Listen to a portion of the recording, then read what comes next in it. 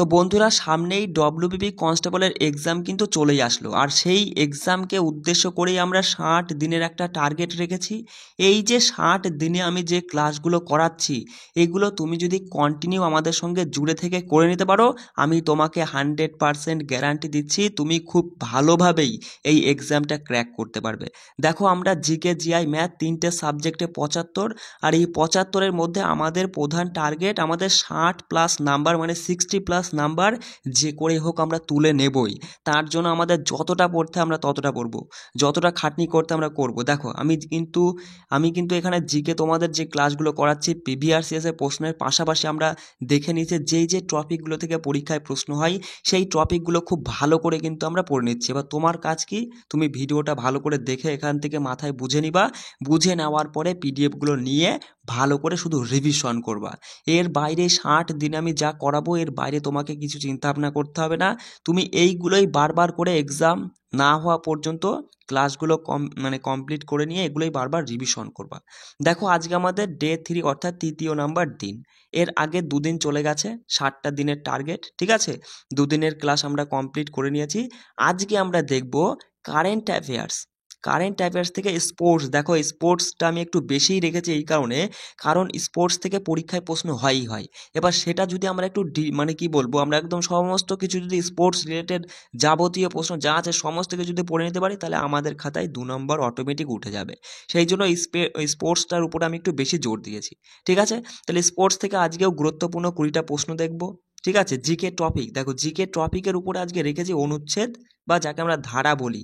এই যে ধারা, না, ধারা থেকে পরীক্ষায় প্রশ্ন হবে। সংবিধানের যে ধারা, এই ধারা থেকে পরীক্ষায় প্রশ্ন হবে। আর আজকে এই ধারা রিলেটেড আমি একদম বিস্তারিত বলে দিয়েছি, এবং তার সাথে সাথে দেখো, বিভিন্ন চাকরির পরীক্ষায় তুমি এসএসসি পরীক্ষাগুলো বলো, পিএসসি ইউপিএসসির পরীক্ষাও তুমি বলো, আর এইদিকে তুমি হচ্ছে পুলিশ এক্সামের পরীক্ষা বলো, আর রেলের এক্সাম তুমি বলো, এই সমস্ত পরীক্ষায় যে ধারাগুলো আসে তার উপর ভিত্তি করে আমি লাস্টে ছোট্ট করে একটু বলে দিয়েছি ভেরি ভেরি ইম্পর্টেন্ট কোশ্চেন হিসাবে।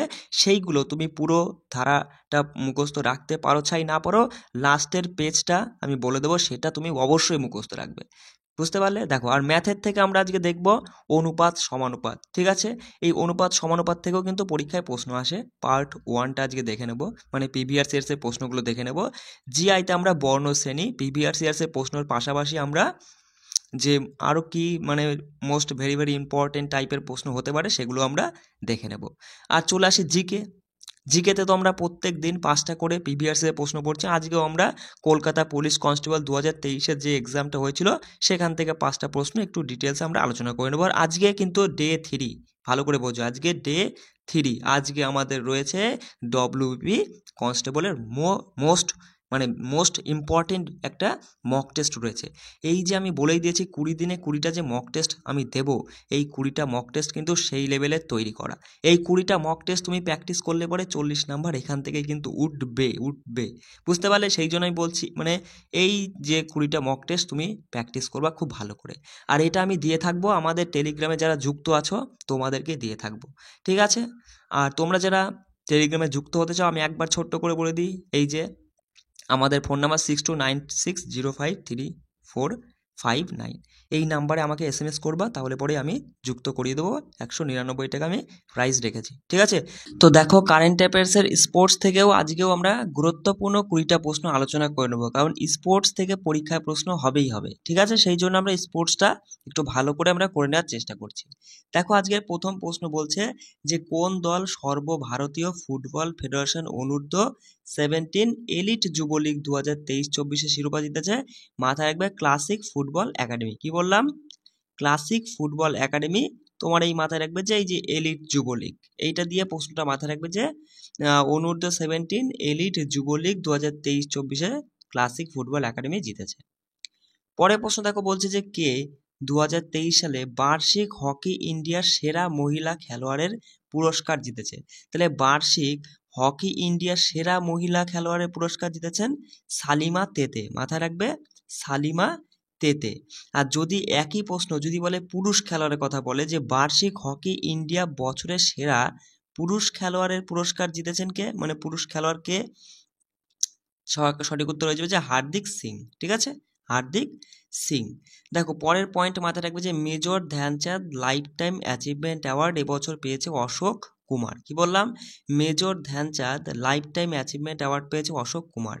তার সাথে সাথে এই পয়েন্ট দুটো মাথায় রাখবে যে মহিলাদের অনূর্ধ্ব 21 বর্ষসেরা খেলোয়াড়কে দীপিকা সোরেন, আর পুরুষদের অনূর্ধ্ব 21-এ বর্ষসেরা খেলোয়াড় হচ্ছে অরাইজিৎ সিং হুন্দাল। মাথায় রাখবে, কেমন? দেখো পরের প্রশ্ন বলছে যে নয়না জেমস কোন খেলার সঙ্গে যুক্ত? মাথায় রাখবে যে নয়না জেমস তিনি হচ্ছেন লং জাম্প খেলার সঙ্গে যুক্ত। মাথায় রাখবে যে ভারতীয় ক্রীড়াবিদ Nayana James Taiwan athletics open 2024-এ মহিলাদের লং জাম্প ইভেন্টে স্বর্ণপদক জিতেছেন। সেই কারণেই কিন্তু এই তথ্যটা গুরুত্বপূর্ণ যে নয়না জেমস একজন লং জাম্প খেলোয়াড়। তিনি হচ্ছেন এই যে তাইওয়ান অ্যাথলেটিক্স ওপেন 2024-এ মহিলাদের লং জাম্প ইভেন্টে স্বর্ণপদক জিতেছেন। দেখো পরের প্রশ্ন বলছে যে কোন ভারতীয় ভারোত্তোলক IWF বিশ্বকাপে মহিলাদের 55 কেজি ইভেন্টে ব্রোঞ্জ পদক জিতেছে? বিদ্যা রানী দেবী। মাথায় রাখবে যে বিদ্যা রানী দেবী IWF বিশ্বকাপে মহিলাদের 50 কেজি ইভেন্টে ব্রোঞ্জ পদক জিতেছেন। আচ্ছা, যদি পরীক্ষা প্রশ্ন আসে যে বিদ্যা রানী দেবী কোন খেলার সঙ্গে যুক্ত? ভারোত্তোলন খেলার সঙ্গে যুক্ত। ঠিক আছে, দেখো বলছে নিচের কোন দেশ মহিলা এশিয়া কাপ 2024-এ আয়োজন করবে? শ্রীলঙ্কা। মাথায় রাখবে শ্রীলঙ্কা মহিলা এশিয়া কাপ 2024-এ আয়োজন করবে। বলছে যে 2024-এ জনিক সিনার মার্কিন যুক্তরাষ্ট্রের মিয়ামি ওপেন টুর্নামেন্টে পুরুষদের একক শিরোপা জিতেছেন। তিনি কোন দেশের বাসিন্দা? ইতালি। মাথায় রাখবে ইতালির বাসিন্দা জনিক সিনার। হ্যাঁ, আর এই জনিক সিনার 2024-এ মার্কিন যুক্তরাষ্ট্রের মিয়ামি ওপেন টুর্নামেন্টে পুরুষদের এককে তিনি জয়লাভ করেছেন। পরের প্রশ্ন দেখো পরের প্রশ্ন বলছে যে বিলকুইস মির প্যারিস অলিম্পিকে ভারতের প্রথম মহিলা জুরি সদস্য হয়েছেন। তাহলে মাথায় রাখবে যে বিলকুইস মির, হ্যাঁ এই নামটা মাথায় রাখবে যে বিলকুইস মির তিনি হচ্ছেন প্যারিস অলিম্পিকে ভারতের প্রথম মহিলা জুরি সদস্য হয়েছেন। তিনি কোথাকার বাসিন্দা? ভারতের জম্মু কাশ্মীরের। ঠিক আছে, জম্মু কাশ্মীরের বাসিন্দা। পরের প্রশ্ন বলছে যে 2024 সালের মার্চ মাসে ICC এলিট প্যানেলে যোগদানকারী প্রথম বাংলাদেশি আম্পায়ারকে? তাহলে 2024-এর মার্চ মাসে ICC এলিট প্যানেলে যোগদানকারী প্রথম বাংলাদেশি আম্পায়ার হলেন শরফুদ্দৌল্লা ইবনে সঈদ। মাথায় রাখবে শরফুদ্দৌল্লা ইবনে সঈদ। হ্যাঁ, দেখো তারপরের পয়েন্ট মাথায় রাখবে যে ICC সম্পর্কে যে নাও ICC বলতো আন্তর্জাতিক ক্রিকেট কাউন্সিল। এটা গঠিত হয় 15 জুন 1909-এ। সদর দপ্তর হচ্ছে সংযুক্ত আরব আমিরাতের দুবাইতে। চেয়ারম্যান বর্তমানে আছে নিউজিল্যান্ডের গ্রেগ বার্কলে। ঠিক আছে, আর সিইও হচ্ছে জিওফ, মাথায় রাখবে জিওফ অ্যালার্ডিস। ঠিক আছে, জিওফ অ্যালার্ডিস যিনি হচ্ছেন অস্ট্রেলিয়ার বাসিন্দা। পরের প্রশ্ন দেখো কি বলছে যে কুমুদ সাইনি কোন খেলার সঙ্গে যুক্ত? আর্চারি বা তীরন্দাজি। তাহলে কুমুদ সাইনি হচ্ছে আর্চারি বা তীরন্দাজি খেলার সঙ্গে যুক্ত। বলছে প্রো কাবাডি লিগের সিজন 10-এ ফাইনালে কে জিতেছে? তাহলে এখানে মাথায় রাখবে যে প্রো কাবাডি লিগের 10 নম্বর সিজনে ফাইনাল জিতেছে পুনেরি পল্টন। আচ্ছা, তাহলে পুনেরি পল্টন কোন খেলার সঙ্গে যুক্ত? কিসের সঙ্গে যুক্ত? কাবাডি। ঠিক আছে, কাবাডির সঙ্গে যুক্ত। মাথায় রাখবে। বলছে কে ফর্মুলা 1 অস্ট্রেলিয়ান গ্র্যান্ড প্রিক্স 2024-এ শিরোপা জিতেছে? Carlos Sainz. মাথায় রাখবে কার্লোস সেঞ্জ যিনি অস্ট্রেলিয়ান ওপেন মানে অস্ট্রেলিয়ান গ্র্যান্ড প্রিক্স 2024-এ জিতেছে। বলছে T20 ম্যাচে 12,000 রান করা প্রথম ভারতীয় ব্যাটসম্যান বিরাট কোহলি। ঠিক আছে, জানোই। পরের পয়েন্ট এই প্রশ্ন বলছে দেখো কে formula 1 Saudi Arabian grand prix 2024-এ জিতেছে? Max Verstappen. মাথায় রাখবে সৌদি আরবিয়ান গ্র্যান্ড প্রিক্স 2024-এ জিতেছে মার্কস ভার্স্টাপেন। বলছে প্যারিস অলিম্পিক 2024-এ ভারতের পতাকাবাহী হিসেবে কাকে নির্বাচন করা হয়েছে? শরৎ কমলকে। মাথায় রাখবে প্যারিস অলিম্পিক 2024-এ ভারতের পতাকাবাহী হিসাবে শরৎ কমলকে নির্বাচন করা হয়েছে। খুব ভালো একটা প্রশ্ন, মাথায় রাখবে। পরে দেখো আভা খাটুয়া কি বলছে? আভা খাটুয়া কোন খেলার সঙ্গে যুক্ত? শর্টপুট। আভা খাটুয়া শর্টপুট খেলার সঙ্গে যুক্ত। সম্প্রতি ভারতের মহান বিলিয়ার্ডস খেলোয়াড়কে hall of fame of the world billiards museum এর অন্তর্ভুক্ত করা হয়েছে। তার নাম কি? তিনি হচ্ছেন পঙ্কজ আদবানি। তাহলে পঙ্কজ আদবানি কিসের সঙ্গে যুক্ত? পঙ্কজ আদবানি একজন বিলিয়ার্ডস। ঠিক আছে, বিলিয়ার্ডস খেলোয়াড়। মাথায় রাখবে। আচ্ছা দেখো, পরে প্রশ্ন বলছে যে Rachin Rabindra sir Richard Hadlee পদক জিতে সর্বকনিষ্ঠ ক্রিকেটার হয়েছেন। তা তিনি কোন দলের সাথে ক্রিকেট খেলেন? নিউজিল্যান্ড। মাথায় রাখবে রাচিন রবীন্দ্র তিনি হচ্ছেন কি স্যার রিচার্ড হ্যাডলি পদক জিতে সর্বকনিষ্ঠ ক্রিকেটার। যদি বলে যে নিম্নের কোন ক্রিকেটার স্যার রিচার্ড হ্যাডলি পদক জিতে সর্বকনিষ্ঠ ক্রিকেটার হয়েছেন, তিনি হচ্ছেন রাচিন রবীন্দ্র। আর কোন দলের খেলোয়াড়? নিউজিল্যান্ড। পরের প্রশ্ন দেখো কি বলছে যে কোন দেশ প্রথম FIH পুরুষদের হকি 5S বিশ্বকাপ 2024 জিতেছে? নেদারল্যান্ড। নেদারল্যান্ড প্রথম FIH পুরুষদের হকি 5S বিশ্বকাপ 2024-এ জিতেছে। ঠিক আছে, প্রশ্নগুলো একটু মাথায় রাখার চেষ্টা করবে। দেখো আজকে শেষ প্রশ্ন কারেন্ট অ্যাফেয়ার্সের বলছে সম্প্রতি চেন্নাই ওপেন টেনিস টুর্নামেন্টের একক শিরোপা জিতেছে কে? সুমিত নাগপাল। মাথায় রাখবে চেন্নাই ওপেন টেনিস টুর্নামেন্টের একক শিরোপা জিতেছে সুমিত নাগপাল। চলো এবার আমরা দেখে নেব জিকে টপিক আজকে। তো দেখো জিকে টপিক থেকে আজকে তো আমরা ভারতীয় সংবিধানের গুরুত্বপূর্ণ ধারা এই ক্লাসটা আজকে করে নেব। এই যে এখানে যেগুলো আমি তুলে দিয়েছি এবং তার সাথে আমি একদম শেষের পেজে দেখবা যেগুলো মোস্ট এক্সপেক্টেড ভিভিআই ধারা, মানে কি বলবো, যেগুলো বিভিন্ন চাকরি পরীক্ষায় এসেছে সেইগুলো আমি এক জায়গায় করে দিয়েছি, সেগুলো একবার রিভিশন করে নেবে। যারা এত কিছু পড়তে পারবা না তারা ওই শুধু এক পৃষ্ঠা পড়বা এই ধারার জন্য। এটা পার্ট 2 কিন্তু। আর পার্ট 1-এ রয়েছে এই সংবিধান সম্পর্কে নানান তথ্য, সংবিধান কবে গৃহীত হয় কি না হয়, কে করেছিল, খসড়া টসড়া দিয়ে সমস্ত কিছু সংবিধান সম্পর্কে যে সকল গুরুত্বপূর্ণ প্রশ্ন রয়েছে যেগুলো পরীক্ষায় আসে সেগুলো কিন্তু আমি ক্লাসটা করাচ্ছি না, সেটা আমাদের টেলিগ্রামে যারা আছো তোমরা অলরেডি পিডিএফটা পেয়ে গেছো। দেখো সেখান থেকেই পিডিএফটা তুমি নিয়ে পড়ে নিবা। ঠিক আছে, আর এটা 2 নম্বর পার্ট। 3 নম্বর পার্টে আমরা সংবিধান সংশোধন সম্পর্কে দেখবো। ব্যাস, সংবিধান এই অধ্যায়টাই পুরো কমপ্লিট। এখান থেকে একটা প্রশ্ন কিংবা যদি যে কটা প্রশ্ন যেখান থেকেই তুলে দিক না কেন সেই প্রশ্ন তুমি পেতে বাধ্য। ঠিক আছে, এই 3টে পার্ট পড়ে নিলেই। দেখো তাহলে প্রথমেই চলে আসি 1 নম্বর ধারা, ভালো করে বুঝে মাথায় রাখার চেষ্টা করবে। 1 নম্বর ধারা 1 থেকে 4 নম্বর ধারা, যেটা 1 নম্বর অংশের মধ্যে পড়ছে, যেখানে কি রয়েছে এই প্রথম অংশ মানে 1 থেকে 4-এর মধ্যে রয়েছে নতুন রাজ্য এবং অঞ্চলের গঠন, তাদের নাম সম্পর্কে, সীমানা কত কি হবে না হবে সেই সব সম্পর্কে বর্ণনা রয়েছে। তো 1 নম্বর ধারায় রয়েছে যে ইউনিয়নের নাম আর অঞ্চল সম্পর্কে তথ্য। কি বললাম? 1 নম্বরে রয়েছে ইউনিয়নের নাম আর অঞ্চল। 3 নম্বরটা গুরুত্বপূর্ণ। 3 নম্বরে রয়েছে যে নতুন রাজ্য গঠন হবে কিনা, তার সীমানা কতটা হবে কিনা, তার নাম পরিবর্তন করে অন্য কিছু রাখা যাবে কিনা সেই সম্পর্কে 3 নম্বরে রয়েছে। 5 নম্বর ধারা থেকে 11 নম্বর, যেটা দ্বিতীয় অংশের মধ্যে পড়ছে, পার্ট বা অংশ, মাথায় রাখবে, যেখানে নাগরিকত্ব সম্পর্কে বিধান রয়েছে। তাহলে পরীক্ষায় এমন প্রশ্ন আসে যে নিম্নের কোন ধারায় বা কোনটির মধ্যে নাগরিকত্ব সম্পর্কে বর্ণনা রয়েছে? ধরো দিয়ে দিল 5 থেকে 11, নাকি 12 থেকে 15, 35, না 1 থেকে 3, না 1 থেকে 4, এরকম দিয়ে দিতে পারে। বুঝতে পারলে সেখানে সঠিক উত্তর করবে যে 5 থেকে 11-র মধ্যে, মানে দ্বিতীয় অংশের মধ্যেই নাগরিকত্ব সম্পর্কে নানান তথ্য রয়েছে। তার মধ্যে দেখো ধারা 6 গুরুত্বপূর্ণ। ধারা 6-এ পাকিস্তান থেকে ভারতে চলে আসা নির্দিষ্ট ব্যক্তির নাগরিকত্বের অধিকার সম্পর্কে বর্ণনা রয়েছে। ধারা 10-এ নাগরিকত্বের অধিকারের ধারাবাহিকতা সম্পর্কে বর্ণনা রয়েছে। ধারা 11-তে আইন দ্বারা নাগরিকত্বের অধিকার নিয়ন্ত্রণ করার জন্য সংসদের যে ক্ষমতা সেইটা বর্ণিত রয়েছে।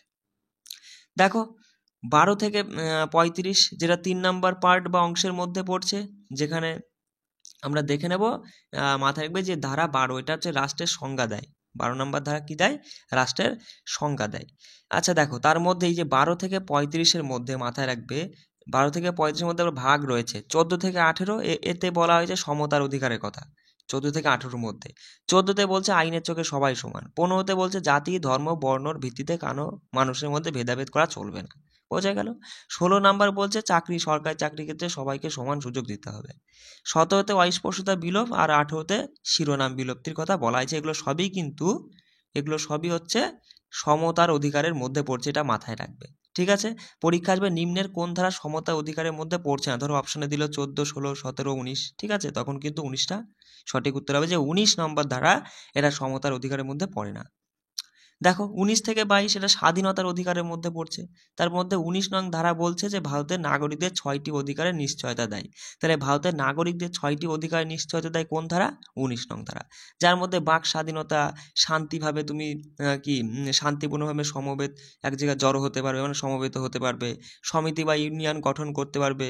হ্যাঁ, তারপরে ভারত জুড়ে যে কোনো জায়গায় চলাফেরা করতে পারবে, যে কোনো অংশে তুমি বসবাস করতে পারবে, যে কোনো পেশা তুমি শুরু করতে পারবে। এই সমস্ত কিছুই রয়েছে 19-এর মধ্যে। 20 কি বলছে? 20 বলছে যে অপরাধের জন্য দোষী সাব্যস্ত হওয়ার ক্ষেত্রে সুরক্ষা। ঠিক আছে? 21 মানে জীবন আর ব্যক্তিগত সুরক্ষার কথা বলছে। 22 বলছে কিছু ক্ষেত্রে গ্রেপ্তার এবং আটকের বিরুদ্ধে সুরক্ষার কথা বলছে। এবার দেখো এগুলো সবই কিন্তু কিসের গেল, মানে স্বাধীনতার অধিকারের মধ্যে রয়েছে 19 থেকে 22। এবার দেখো 23 থেকে 24 যেটা শোষণের অধিকারের মধ্যে পড়ছে। এবার 23 থেকে 24-এর মধ্যে 24টা গুরুত্বপূর্ণ মাথায় রাখবে। কারখানা বা খনিতে 14 বছরের কম বয়সী শিশুদের নিয়োগ করা যাবে না, এটা 24 নং ধারায় বলা হয়েছে। ধারা 25 থেকে 28 এগুলো সবই কিন্তু 35 পর্যন্ত সব কিন্তু পার্ট 3-এর মধ্যেই রয়েছে, বুঝতে পারছো? এবার দেখো ধারা 25 থেকে 28 যেটা ধর্মীয় স্বাধীনতার অধিকার দেয়, তাহলে ধর্মীয় স্বাধীনতার অধিকার দেয় ধারা 25 থেকে 28। আর 29 থেকে 30 সাংস্কৃতিক এবং শিক্ষাগত অধিকার দেয়। তার মধ্যে 30টা মাথায় রাখবে যে শিক্ষা প্রতিষ্ঠান প্রতিষ্ঠাতা করা এবং পরিচালনার জন্য সংখ্যালঘুদের অধিকার সম্পর্কিত তথ্য রয়েছে 30 নং ধারার অধীনে। কেমন? এবার দেখো 32 থেকে 35 যেটা বলে যে সাংবিধানিক প্রতিবিধানের অধিকারের মধ্যে পড়ছে 32 থেকে 35। তার মধ্যে 32টা মাথায় রাখবে মৌলিক অধিকার প্রয়োগের প্রতিকারের কথা বলা হয়েছে 32 নং ধারায়। এবার চলে আসি 36 থেকে 51, যেখানে নির্দেশমূলক নীতি সম্পর্কে বর্ণিত রয়েছে 4 নম্বর অংশ, মানে পার্ট, চতুর্থ পার্ট এখানে বর্ণিত হচ্ছে, বা 4 নম্বর অংশ যেখানে নির্দেশমূলক নীতির কথা বলছে 36 থেকে 51। 36 কি বলছে দেখো, 36 বলছে যে রাজ্যনীতির সংজ্ঞা দিচ্ছে। 36 নং ধারায় রাজ্যনীতির সংজ্ঞা রয়েছে। 40 নং ধারায় একটি গ্রাম পঞ্চায়েতের গঠন সম্পর্কে বর্ণনা রয়েছে। 44-এ ইউনিফর্ম সিভিল কোডের কথা বলা হচ্ছে। 50-এ তোমার রয়েছে নির্বাহী বিভাগ থেকে বিচার বিভাগের পৃথকীকরণের করা। খুব ভালো প্রশ্ন, তথ্য এটা মাথায় রাখবে যে নির্বাহী বিভাগ থেকে বিচার বিভাগের পৃথকীকরণ বলছে 50 নং ধারা। আর 51 এটা মাথায় রাখবে, এটা হচ্ছে মৌলিক কর্তব্যের সাথে সম্পর্কিত। ঠিক আছে? 52 থেকে 151 ইউনিয়নের সাথে জড়িত, পঞ্চম পার্ট। ঠিক আছে, মাথায় রাখবে। 52-তে ভারতের রাষ্ট্রপতি সম্পর্কে বর্ণিত রয়েছে, যে রাষ্ট্রপতি গঠনের কথা বলা হয়েছে। 53-তে তোমার ইউনিয়নের নির্বাহী ক্ষমতার কথা বলা হয়েছে। 54-তে রাষ্ট্রপতি নির্বাচনের কথা বলা হয়েছে। 61-তে তোমার হচ্ছে রাষ্ট্রপতি অভিশংসন পদ্ধতি।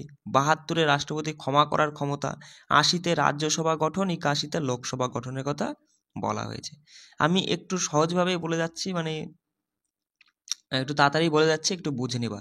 আর তোমরা তো পিডিএফগুলো নিয়েই রিভিশন করে নেবা, মানে পড়ে নিবা, কোনো অসুবিধা নেই। দেখো একটা মানে কি বলবো, এই পিডিএফটা যতক্ষণ না মুখস্থ হয়ে ততক্ষণ পড়েই যাও, সেটা কোনো যুক্তি নেই। ভালো করে মনোযোগ দিয়ে শুনে নিয়ে তুমি দুবার পড়লে, পড়ে যতটা মাথায় থাকলো, আবার কাল বাদে পরশু দিন গিয়ে আবার আরেকবার রিভিশন করলে 5 মিনিটের মধ্যে হয়ে গেল। বুঝতে পারলে? এইভাবে পড়তে হয়। তা দেখো 109 কি বলছে, 109 নং ধারায় অর্থ বিলের ক্ষেত্রে বিশেষ পদ্ধতি। 110-এ বলছে মানি বিলের সংজ্ঞা। হ্যাঁ, 112 বলছে বার্ষিক আর্থিক বাজেটের কথা বলছে। 114-তে অ্যাপ্রোপ্রিয়েশন বিলের কথা বলছে। আর 123-এ সংসদের অবকাশ চলাকালীন অধ্যাদেশ জারি করার জন্য রাষ্ট্রপতির যে ক্ষমতা রয়েছে সেটা 123 নং ধারায় রয়েছে। ভালো তথ্য, এটা মাথায় রাখবে। চলে আসি দেখো, আচ্ছা দেখো ধারা 23 থেকে 24 যেটা শোষণের অধিকারের মধ্যে পড়ছে, এটা একটু মিস্টেক হয়ে গেছে। ঠিক আছে, এটা 23 থেকে 24 এখানে চলে এসেছে। যাই হোক, দেখো এখান থেকে দেখো ধারা 124 যেটা সুপ্রিম কোর্টের প্রতিষ্ঠার সাথে সম্পর্কিত। 126 হচ্ছে ভারপ্রাপ্ত তোমার হচ্ছে প্রধান বিচারপতি নিয়োগের সাথে সম্পর্কিত। 129 নং ধারায় সুপ্রিম কোর্ট একটি রেকর্ড আদালতে তোমার দিতে হবে সুপ্রিম কোর্টকে। ঠিক আছে, এরকম একটা নির্দেশ দেওয়া হয়েছে। 130-এ সুপ্রিম কোর্টের আসন সম্পর্কে বর্ণনা রয়েছে। 137-এ সুপ্রিম কোর্টের রায় বা আদেশের পর্যালোচনার সাথে সম্পর্কিত। 141 নং ধারা তোমার যে সুপ্রিম কোর্টের সিদ্ধান্ত সব আদালতের জন্য বাধ্যতামূলক, সেটা বলা হয়েছে 141 নং ধারায়। 148-এ দেখো কি বলছে, যে ভারতের নিয়ন্ত্রক ও অডিটর জেনারেল সম্পর্কে বর্ণিত রয়েছে। আর 149-এ ক্যাগের দায়িত্বের ক্ষমতার সাথে সম্পর্কিত। এবার দেখো রাজ্য বিধানসভা কতর মধ্যে পড়ে, 152 থেকে 237-এর মধ্যে পড়ছে, ষষ্ঠম অংশ। ঠিক আছে, ষষ্ঠম অংশের মধ্যে। এর মধ্যে 153টা গুরুত্বপূর্ণ, মাথায় রাখবে যে রাজ্যপালের মানে রাজ্যের গভর্নরের সাথে সম্পর্কিত 153। আর 154-তে রয়েছে গভর্নরের নির্বাহী ক্ষমতার সম্পর্কে। 161-তে রয়েছে গভর্নরের ক্ষমা করার ক্ষমতা। আর 213টা গুরুত্বপূর্ণ রাজ্যপাল অধ্যাদেশ জারি করার ক্ষমতা রয়েছে 213-তে। ঠিক আছে, তার মধ্যে দেখো বাতিল হয়েছে ধারা 238, যেটা সপ্তম অংশে পড়ে। কেন্দ্রায়িত অঞ্চল সম্পর্কে বর্ণিত রয়েছে 239 থেকে 242, অষ্টম অংশ। পঞ্চায়েত সম্পর্কে বর্ণিত রয়েছে দেখো 243 থেকে মাথায় রাখবে 243-এর ও পর্যন্ত, যেটা নবম অংশের মধ্যে পড়ছে, নবম অংশ বা পার্ট।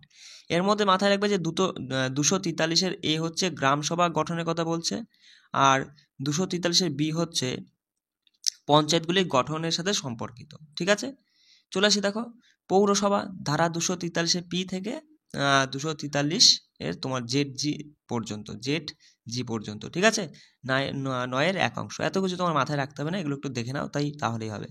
দেখো সমবায় সমিতি সম্পর্কে বর্ণিত রয়েছে 9-এর বি অংশে, যেখানে ধারা 243-এর জেড থেকে জেড টি পর্যন্ত। তপশিলি ও উপজাতি এলাকা ধারা 244-এ বর্ণিত হয়েছে। এটা গুরুত্বপূর্ণ, মাথায় রাখবে যে তপশিলি এবং উপজাতি এলাকা সম্পর্কে বর্ণিত হয়েছে 244-এর, যেটা দশম অংশে রয়েছে। কেন্দ্র রাজ্য সম্পর্ক 245 থেকে 263 11 অংশে পড়ছে।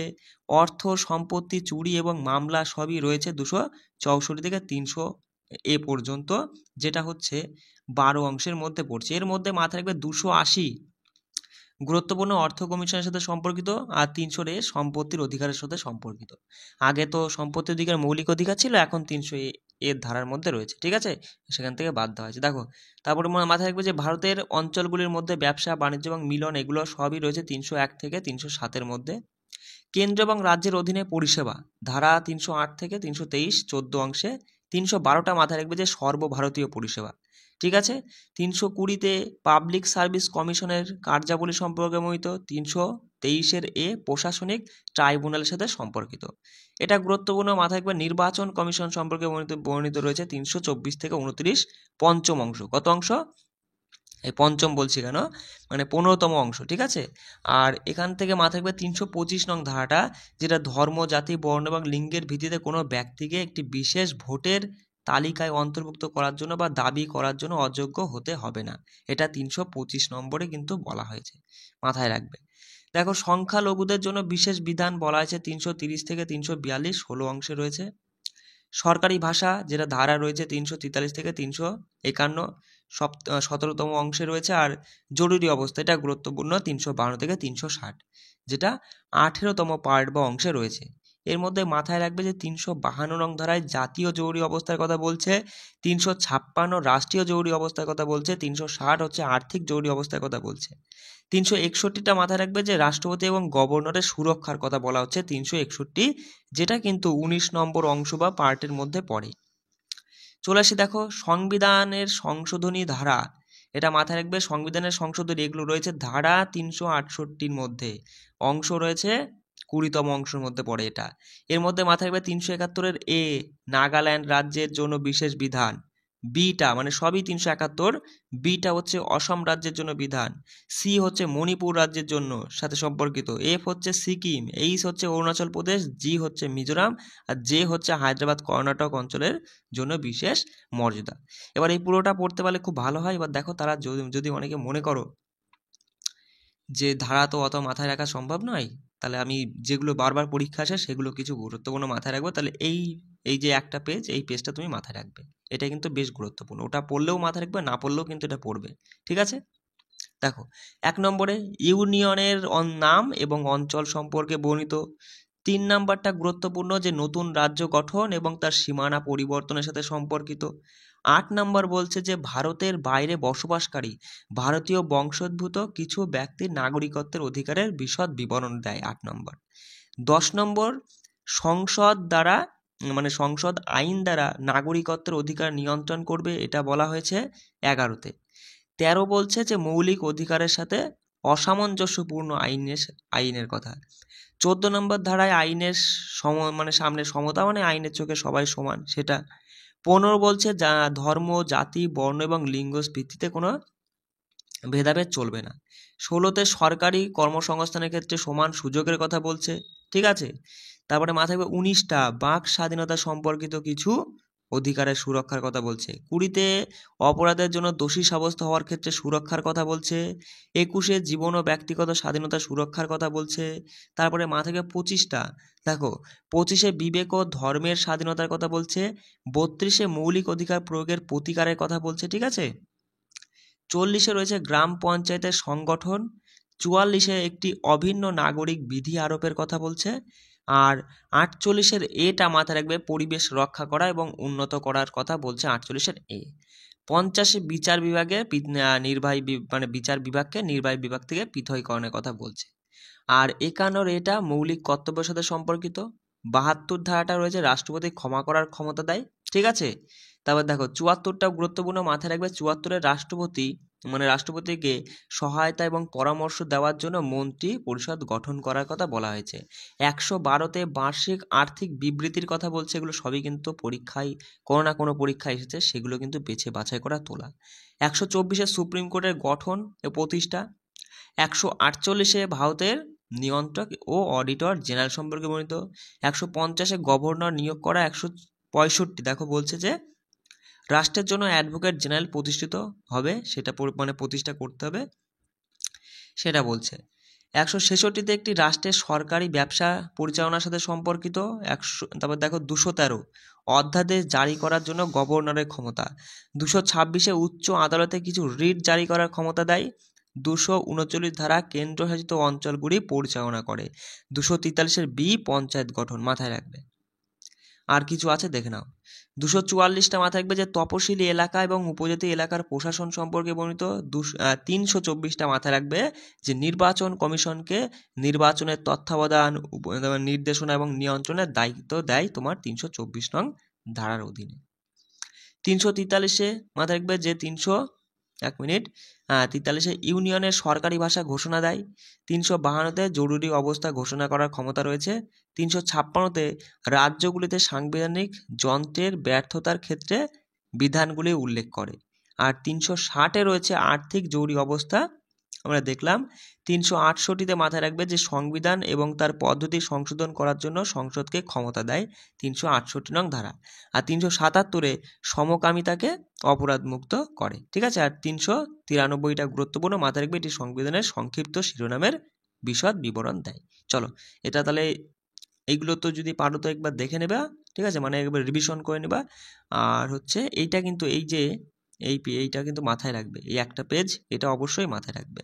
আর এটা পার্ট 2 আর পার্ট 3 আমি সামনের দিন করে দেবো। পার্ট 3-তে থাকবে সংবিধানের সংশোধন যেগুলো হয়েছে গুরুত্বপূর্ণ, আর 1 নম্বর পার্টে সংবিধান সম্পর্কে নানান তথ্য যেগুলো পরীক্ষায় আসার মতো খুবই ভালো প্রশ্ন, ঠিক আছে। সেগুলো কিন্তু আমি যারা গ্রুপে রয়েছে টেলিগ্রামে চ্যানেলে রয়েছে তাদেরকে কিন্তু আমি দিয়ে দিয়েছি, অবশ্য দেখে নাও আগে কেমন, ওটা কিন্তু পড়ে নেবা। চলো এবার ম্যাথের থেকে আমরা দেখব অনুপাত ও সমানুপাত। এই যে টপিকটা থেকে 2018 থেকে 23-এর মধ্যে যতগুলো পুলিশ এক্সাম হয়েছে সেখান থেকে মোটামুটি আমি 17টা PVRCS এর প্রশ্ন পেয়েছি। আজকের এই ভিডিওতে আমরা 17টাই PVRCS এর প্রশ্নপত্রগুলো আলোচনা করে নেব। বাকি আমি রেখেছি দেখো 28টা মোস্ট এক্সপেক্টেড ভিভিআই কোশ্চেন্স রেখেছি, যেগুলো আগামীকাল করে নেবো। মানে একদম বেসিক থেকে অনুপাত সমানুপাতের একদম ছোট থেকে বড় পর্যন্ত যে টাইপের কোশ্চেনগুলো হয়ে থাকে সেগুলো আমরা আগামীকাল দেখে নেবো, তাহলে পরে এই চ্যাপ্টারটা তোমার পুরোপুরি কমপ্লিট হয়ে যাবে। প্রত্যেকটা প্রশ্ন আমি যেভাবে সমাধান করছি একটু বিষয়টা তুমি ভালো করে বুঝে নাও, নিয়ে নিজে সেইভাবেই প্র্যাকটিস করবা। দেখো আজকের প্রথম প্রশ্ন বলছে, এটা হচ্ছে ডব্লিউবিপি কনস্টেবল প্রিলিমিনারি 2018 প্রশ্ন। কি বলছে দেখো, বলছে দুটি সংখ্যার অনুপাত 2:3। বেশ ভালো কথা। বলছে সংখ্যা দুটির প্রত্যেকটিতে 8 যোগ করা হলো। মানে এই প্রত্যেকের সঙ্গে কি যোগ করা হলো, সংখ্যাটা কত যোগ করা হলো, 8 যোগ করা হলো, তবে তাদের অনুপাত নাকি 3:4 হয়ে যায়। ব্যাস এই হচ্ছে কথা। তাহলে বলছে সংখ্যা দুটি কি কি, সঙ্গে সঙ্গে কি করবা তুমি, এই যে অনুপাত প্রথমে ছিল যা আর লাস্টে যা ছিল বজ্র গুণন করবা। দেখো 4 দুগুণী 8 আর এই 3 তিরিক্ষে 9, এই 8 আর 9-এর পার্থক্যটা খুঁজবা। সঙ্গে এটা তো তুমি মুখেই বলতে পারতে যে 3 তিরিক্ষে 9, 4 দুগুণী 8, 8 আর 9-এর পার্থক্য 1, তাই না? 8 আর 9-এর পার্থক্য কত? সঙ্গে সঙ্গে তুমি বলবা যে 1 পেলাম। এবার এই 1 সমান দাঁড়াবে যে কত আমরা যোগ করি সেটা, 1 সমান 8। 1 সমান যদি 8 হয় মানে ইউনিটে, কিন্তু 1 ইউনিট ইজিক্যাল টু যদি 8 হয়, তাহলে দেখো সংখ্যা দুটি কি কি, প্রথম সংখ্যার ইউনিট 2 ছিল, মানে অনুপাতে 2 ছিল, তাহলে প্রথমটা হয়ে গেল 16, আর দ্বিতীয়টা ছিল 3 ইউনিট, মানে 3 অনুপাতে ছিল, তাহলে 3 8 24, 16 আর 24। বলো কি ছিল অঙ্কে? কিচ্ছু ছিল না, কিন্তু তুমি চোখে দেখেই অঙ্কটা করে ফেলতে পারতে। মানে 8 যোগ করা হচ্ছে, মানে তুমি সঙ্গে সঙ্গে বলবা, এইভাবে পাতিয়ে নিবা, 3:4 হয়েছে, কত যোগটা করা হয়েছে 8, 4 দুগুণী 8, 3 তিরিক্ষে 9, 9 থেকে 8 গেলে পরে হয় কত 1, 1 সমান যদি 8 হয় তাহলে 2 সমান 16 আর 3 সমান 24। চলো অপশন যদি দেখো, অপশন 3 এখানে সঠিক উত্তর হয়ে যাচ্ছে। এই একটা প্রশ্ন ছিল, বলছে একটি ব্যাগে 1 টাকা 50 পয়সা এবং 25 পয়সার মুদ্রার সংখ্যার অনুপাত দিয়েছে এত, তাহলে মূল্যের অনুপাত কত? দেখো কোনো ব্যাপার না, এই যে এটা কি বলছে, এই অনুপাতটা কি বলছে, এই অনুপাতটা নাকি তোমার হচ্ছে পয়সার মুদ্রার সংখ্যার অনুপাত। আচ্ছা, এটা হচ্ছে সংখ্যার অনুপাত, তার মানে 1 টাকা আছে দুইটো, 1 টাকা মানে 2 টাকা, আমি 2 টাকাকে 200 পয়সায় লিখলাম, ভালো হবে। আচ্ছা, 3 খানা রয়েছে 50 পয়সা, মানে 3 50 মানে 150 পয়সা। 5 খানা রয়েছে 25 পয়সা, 5 25 125 মানে 125 পয়সা। এবার এইটুকু তুমি যদি ও রেশিও করো, তাহলে পরেই তুমি বেরিয়ে বলতে পারবা যে মূল্যের অনুপাতটা কত। সঙ্গে সঙ্গে দেখো, 25 দিয়ে কাটলে 8 25 200, আর এখানে 6 25 150, আর এদিকে হচ্ছে 5 25 125, তাহলে হয়ে গেল 8 6 5 কোথায় রয়েছে, 8 6 5, দেখো অপশন 3 রয়েছে। একদম খুব সহজে তুমি এই কোশ্চেনগুলো সমাধান করতে পারবে। দেখো পরবর্তী প্রশ্নটা কি বলছে, যে একটি ব্যাগে 50 পয়সা 25 পয়সা 10 পয়সার মুদ্রার সংখ্যার অনুপাতটা দিয়েছে এটা। বলছে মোট টাকার মূল্য যদি 144 টাকা হয়, তাহলে 50 পয়সার মুদ্রার সংখ্যার অনুপাত কত? দেখো একটা জিনিস মাথায় রাখবা, পাটিগণিতের অঙ্ক পড়ে বুঝতে পারলে অঙ্ক অটোমেটিক সেইভাবে তুমি পড়ো, বোঝো, সেভাবে করতে করতে যাও, অটোমেটিক অ্যান্সার চলে আসতে বাধ্য। ঠিক আছে, এই অঙ্কটা তুমি কি করবা, এখানে তুমি দেখতে পাচ্ছ এই যে অনুপাতটা, এটা কিসের অনুপাত? তুমি সঙ্গে সঙ্গে দাদা মুদ্রার সংখ্যার অনুপাত, তাই না? সংখ্যার অনুপাত দিয়েছে 5 8 3, তাহলে মানে 5 খানা আছে 50 পয়সা, কটা আছে 5টা 50 পয়সা মানে 2.5 টাকা, সঙ্গে সঙ্গে বলবা তুমি। 8 খানা 25 পয়সা মানে 2 টাকা, তাই না? আর 3 খানা 10 পয়সা মানে 30 পয়সা, সঙ্গে সঙ্গে এটা যোগ করে তুমি বলবা যে 4 টাকা 80 পয়সা। কখানা মুদ্রা বা তোমার কয়েন মিলিয়ে হয়েছে এটা, সঙ্গে সঙ্গে বলবা যে 5 আর 8 13, 13 আর 3 16, 16টা কয়েন মিলিয়ে আমরা 4 টাকা 80 পয়সা পেলাম। তাহলে আমরা বলবো যে 4 টাকা 80 পয়সায় কটি কয়েন হলো? 16টি। এবার 16টা এপাশে কেন রাখলাম? কারণ আমাদের মুদ্রার সংখ্যা বার করতে বলেছে, কয়েনের সংখ্যা যেটা বার করতে চাই সেটা কিন্তু সবসময় ডান দিকে রাখতে হয়। 1 সমান 16/4.80, মানে 4 টাকা 80 পয়সা, আর এই 144 সমান কত? সিম্পল, তুমি এটা বসিয়ে কাটাকাটি করবা, অ্যান্সার চলে আসবে 144। এটা হ্যাঁ, একটু লিখে দেখে মানে বুঝে নাও আর কি। দেখো এটা তুমি যদি কাটো, এই দশমিকটা তুলেও দিতে পারো, দেখো 144-এ পড়ে বসে 100 হবে, তাই না? তাহলে এই শূন্য, একটা শূন্য কাটলো, 16 দিয়ে কাটলে 3, 3 দিয়ে 144-কে কাটলে হয় 3 4 12, 3 8 24, মানে 48, আর এই 10 গুণ করলে 480টা। 480টা কয়েন আছে মোট মাঠ, কটা? 480টা কয়েন আছে। কিন্তু অনুপাতে আমরা কতগুলো দেখতে পাচ্ছি? অনুপাতে দেখছি 8 5 13 আর 3 16টা, তাহলে 16টা আমরা অনুপাতে দেখছি, কিন্তু আছে অরিজিনালি 480, কেটে বলবা 16 ইকুইভ্যালেন্টই যদি 480, 1 সমান কত? তুমি বলবা 1 সমান হচ্ছে তোমার দাঁড়াচ্ছে, হ্যাঁ 3 মানে 30, 1 ইউনিট সমান দাঁড়াচ্ছে 30, তার মানে আমাদের কি বলেছে? 50 পয়সা মানে 5 ইউনিট সমান কত? 5 গুণ করলে 3 5 15, 150টা। বিষয়টা বুঝতে পারলে? এই জায়গাটা হয়তো অনেকের একটু মানে গোলমাল হয়ে গেল। দেখো আমরা ইউনিটে দেখেছিলাম কি, ইউনিটে আমরা দেখছি যে 16টা ইউনিট মানে অনুপাতে 16 খানা আছে, 16টা যোগ হচ্ছে 16 সমান দেখলাম 480, তাহলে 1 সমান হবে কত? এটাকে 16 দিয়ে ভাগ করলে সঙ্গে সঙ্গে তুমি বলবা যে 30। 1 সমান যদি 30 হয়, 5 সমান কত? কারণ 50 পয়সা বলেছে 150, একদম ইজি। চলো দেখো এটা ভালো একটা প্রশ্ন, এটা হচ্ছে ডব্লিউবি কনস্টেবল প্রিলিমিনারি 2021-এর প্রশ্ন।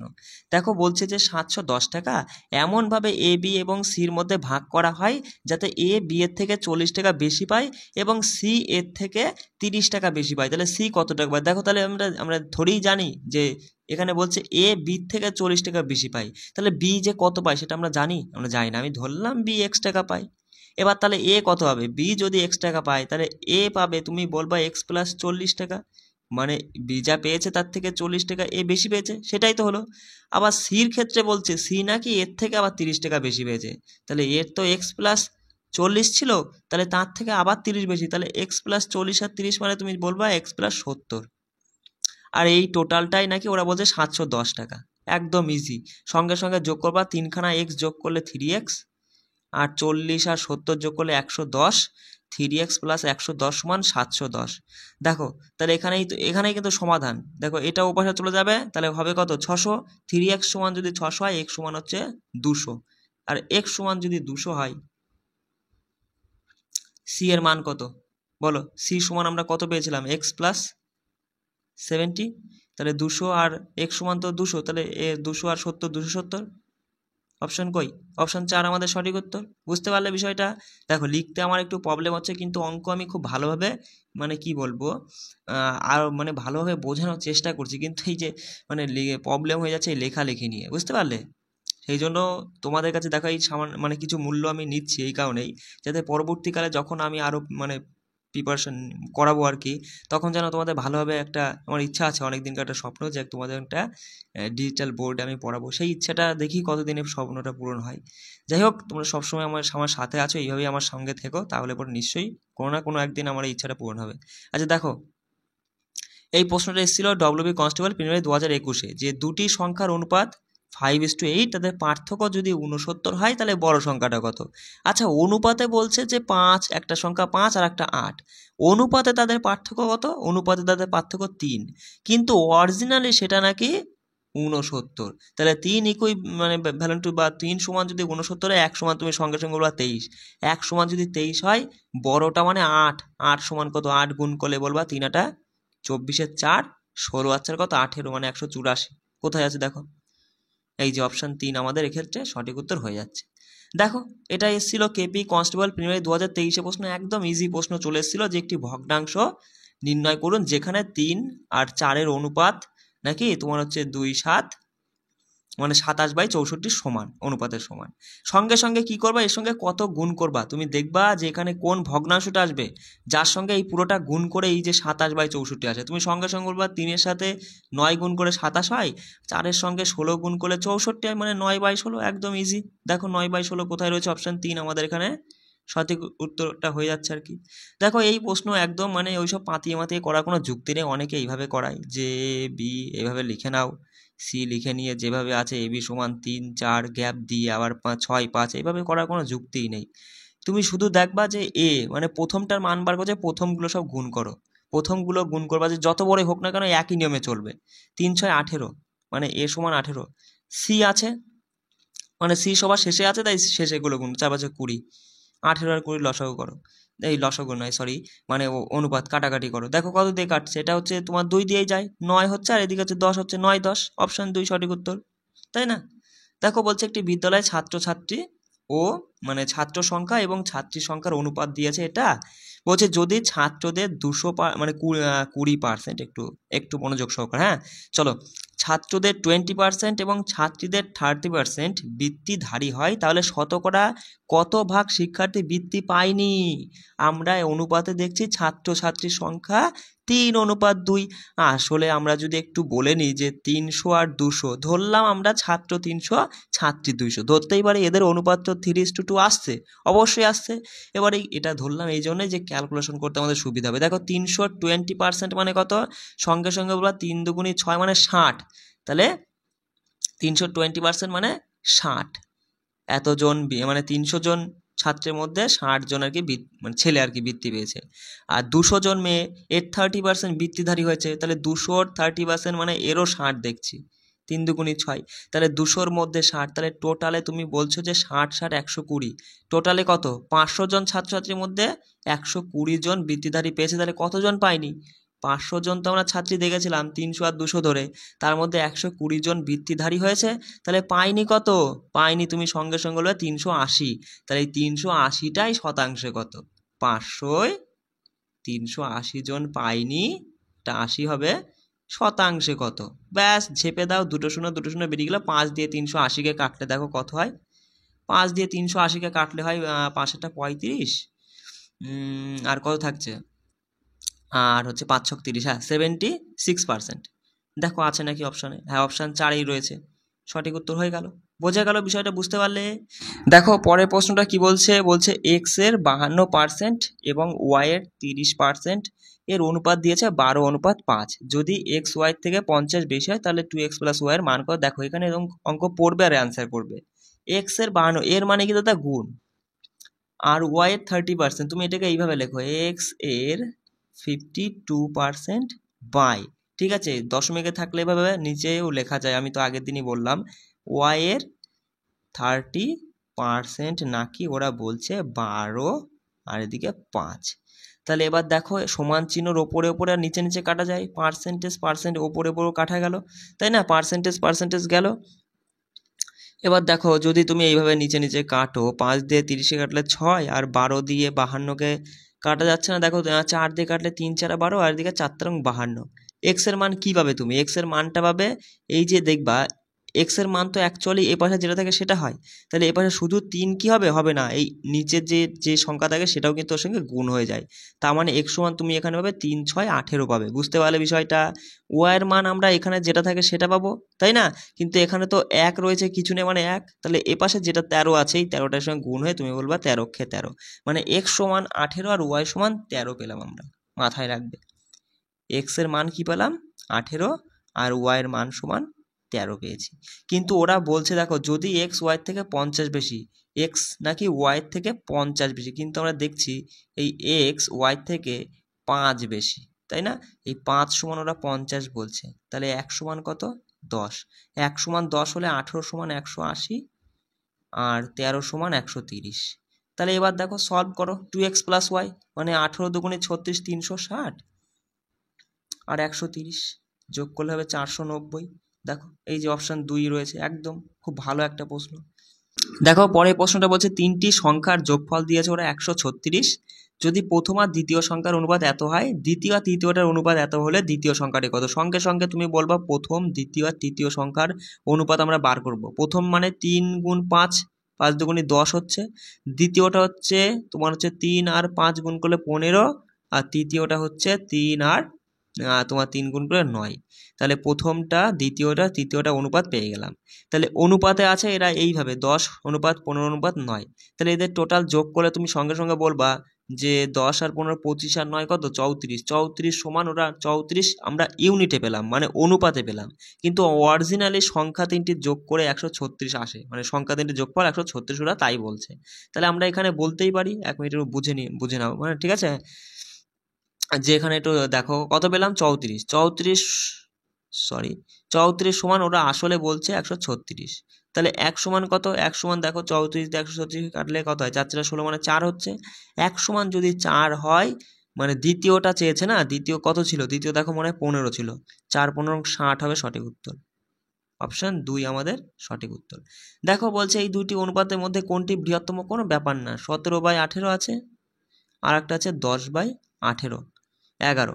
দেখো এটা সাধারণত শর্টকাটে হয়ে যাচ্ছে, কারণ এদের গ্যাপ যদি দেখি দুজনেরই গ্যাপ 1, যখন এরকম গ্যাপ থাকে তখন ভগ্নাংশের ক্ষেত্রে কি হয়, যার ওপরের সংখ্যা বড় সে বড়, তাহলে 17 বড়, তাহলে এখানে কি হবে যে 17ই বৃহত্তম। অপশান 3 এখানে সঠিক উত্তর হচ্ছে। দেখো এই যে অঙ্কটা এ ডির মান বার করতে হচ্ছে, পাতিয়ে করার কোনো ব্যাপার নেই, এ মানে সবার প্রথমটা, তাই সবার প্রথমগুলো গুণ করবা। দেখো 4 দুগুণি 8, 6 8 48, আর ডি মানে হচ্ছে লাস্টেরটা, তাই সবার লাস্টেরটা গুণ করবা। দেখো 3 5 কত 15, 7 15 105, 48 আর 105 দেখো কত দিয়ে যায়, তুমি এখানে 3 দিয়ে কাটলে 16, আর 3 দিয়ে কাটলে 3 3 নয়, 3 5 15 16 35। অপশান হ্যাঁ 2এই রয়েছে, দেখো 16 35 আমাদের সঠিক উত্তর হয়ে যাচ্ছে।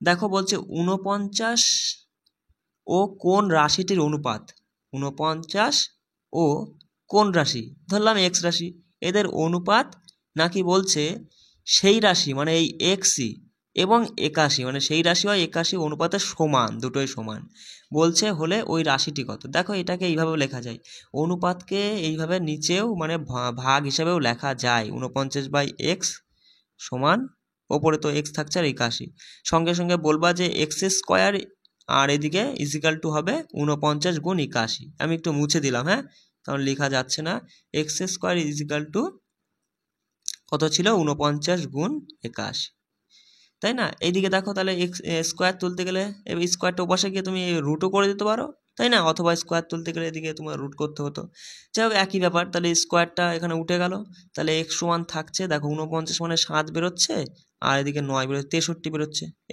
এক্সের মান। ওই রাশিটি কত, রাশিটি হলো 63।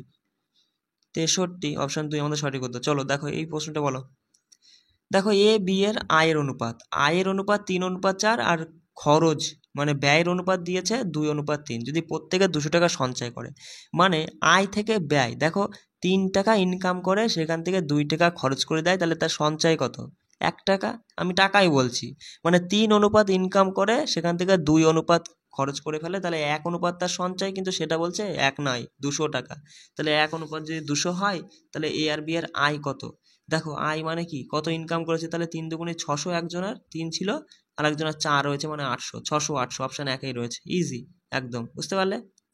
দেখো চতুর্থ সমানুপাতি, দেখো সমানুপাতি এই সমস্ত প্রশ্ন কিন্তু আমি করাচ্ছি, এটা কেপি কনস্টেবল মেন্স 2023-এ এসছে, ঠিক আছে? দেখো আমি এই দেখো যে 28টা প্রশ্ন রেখেছি এর মধ্যে সব রয়েছে, হ্যাঁ, সব টাইপগুলো আমি এখানে করেছি, এগুলো অ্যান্সারও রয়েছে, আমি শুধু অপশান দিইনি, অ্যান্সার দিয়েছি, তুমি নিজে প্র্যাকটিস করবা আর অ্যান্সার দেখে নেবা।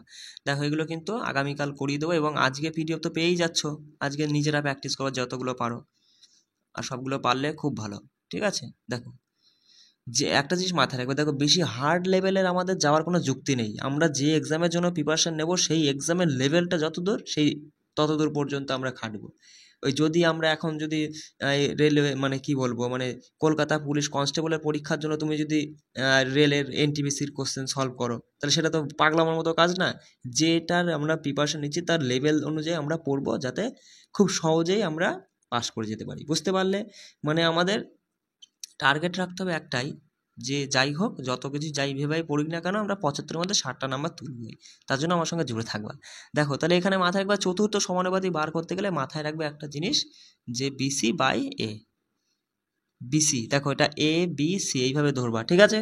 তাহলে এখানে বিসি কোনটা, বিসি হয়ে যাবে 16, আর সি মানে 24 বাই এ মানে 8, 3 3 16 48 হয়ে যাচ্ছে, অপশান 3 আমাদের সঠিক উত্তর, বোঝা গেল? দেখো একটি বাক্সে 1 টাকা 50 পয়সা মিলিয়ে মোট 52টি মুদ্রা আছে, তাদের মূল্যের অনুপাত দিয়েছে 3:5 হলে কোন প্রকার মুদ্রা কয়টি আছে?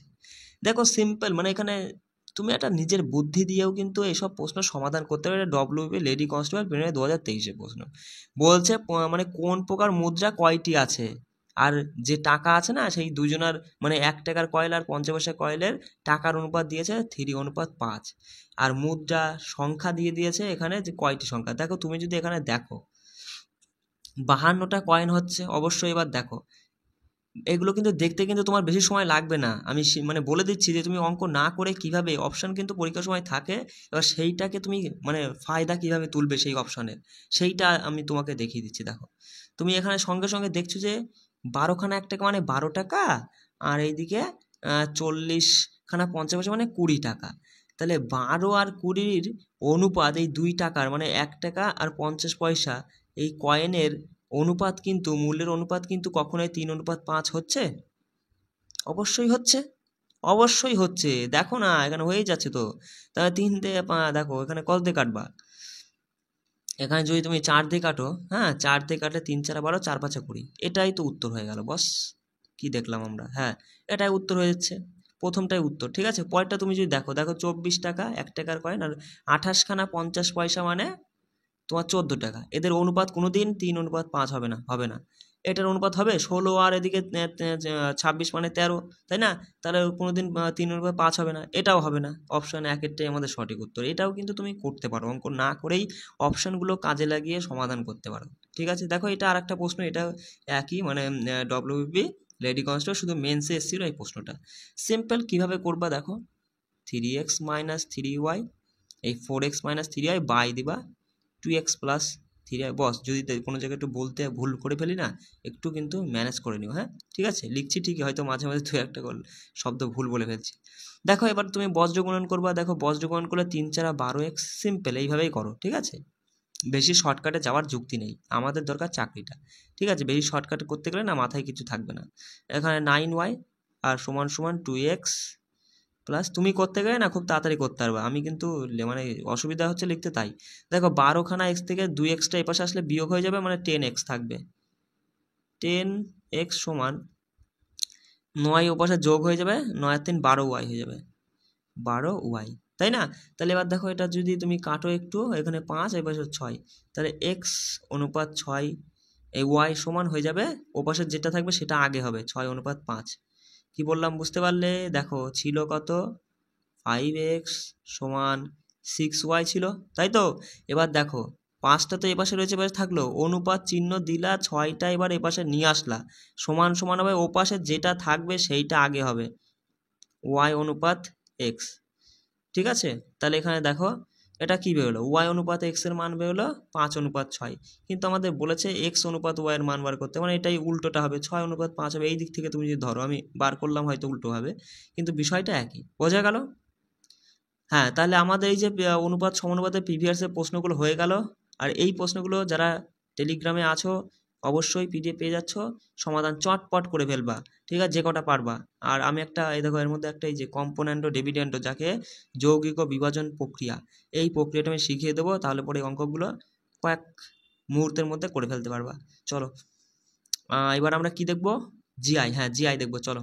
জিআই থেকে আমরা দেখে নেব বর্ণ শ্রেণী, এই যে টপিকটা না বস, এই টপিক থেকে কিন্তু পরীক্ষায় একটা না একটা প্রশ্ন তুমি পাবেই। তা এবার আমরা 2018 থেকে 23-এ যতগুলো পুলিশ এক্সাম হয়েছিল তার মধ্যে 22টা পিবিআরসিএসের প্রশ্ন আমি পেয়েছি, সেই 22টা পিবিআরসিএসের প্রশ্ন আমি করিয়ে দেবো, সেগুলো তুমি এখন দেখে নাও চটপট। আর 10টা মোস্ট এক্সপেক্টেড লেভেলের আর কি আমি প্রশ্ন রেখেছি, সেই প্রশ্নগুলো এই পিডিএফের মধ্যেই রয়েছে শেষের দিকে, সেগুলো তুমি পিডিএফটা যখন নেবে তখন নিয়ে কিন্তু এটা প্র্যাকটিস করে নেবে ওগুলো, ঠিক আছে। চলো দেখো এই যে এই রকমের কিন্তু বস, দেখো বর্ণ শ্রেণীর মধ্যে 4টে টাইপ আছে, তার মধ্যে এটা একটা টাইপ, ঠিক আছে। এবার এরকম একটা সিরিজ দিয়ে তোমাকে বলবে শূন্যস্থানে কোনগুলো কোন অক্ষরগুলো বসালে পরে এটা একটা মানে একটা ক্রমিক নিয়মে চলবে আর কি, সেরকম তোমাকে জানতে চাইছে। তাহলে তুমি প্রথমে কি করবে, দেখো এই টাইপের জিআই আসা মাত্র তুমি আগে এই যে লেটারগুলো গুনবে কতগুলো আছে, মানে গ্যাপ সহ, 1 2 3 4 5 6 7 8 9 10 11 12, 12টা হয়েছে না, এবার অর্ধেক করে দাও, 6 2 ভাগে ভাগ করে দাও। তাহলে দেখো 1 2, একটু 1 মিনিট, 6টায় 6টা ভাগ করো, 1 2 3 4 5 6, এই জায়গা দিয়ে ভাগ যাচ্ছে। এবার দেখো প্রথমে এ ছিল, তাহলে এখানে নিশ্চয়ই প্রথমে কি আসবে, এ আসবে, একটু কষ্ট করে বুঝে নাও। এবার দেখো এখানে গ্যাপ আছে, তাহলে এখানে বি আছে, তাহলে নিশ্চয়ই এখানে বি হবে, বোঝা গেল। তারপরে বি এ, তারপর নিশ্চয়ই তাহলে বি এ হবে, বি এর পরে লাস্টে গিয়ে ডি আছে, লাস্টে ডি আছে। এবার দেখো তার আগেরটা কি হবে, আগেরটা কিন্তু আমরা ধরতে পারছি না, পারছি, এর এখানে তো প্রথমে এ হবেই। এবার দেখো এইটা আর এইটা দুটোতেই ফাঁকা আছে, তাহলে এদেরকে আবার ভেঙে দাও, 6 ছিল তো 3 ভাগে 3 3 করে ভাঙো।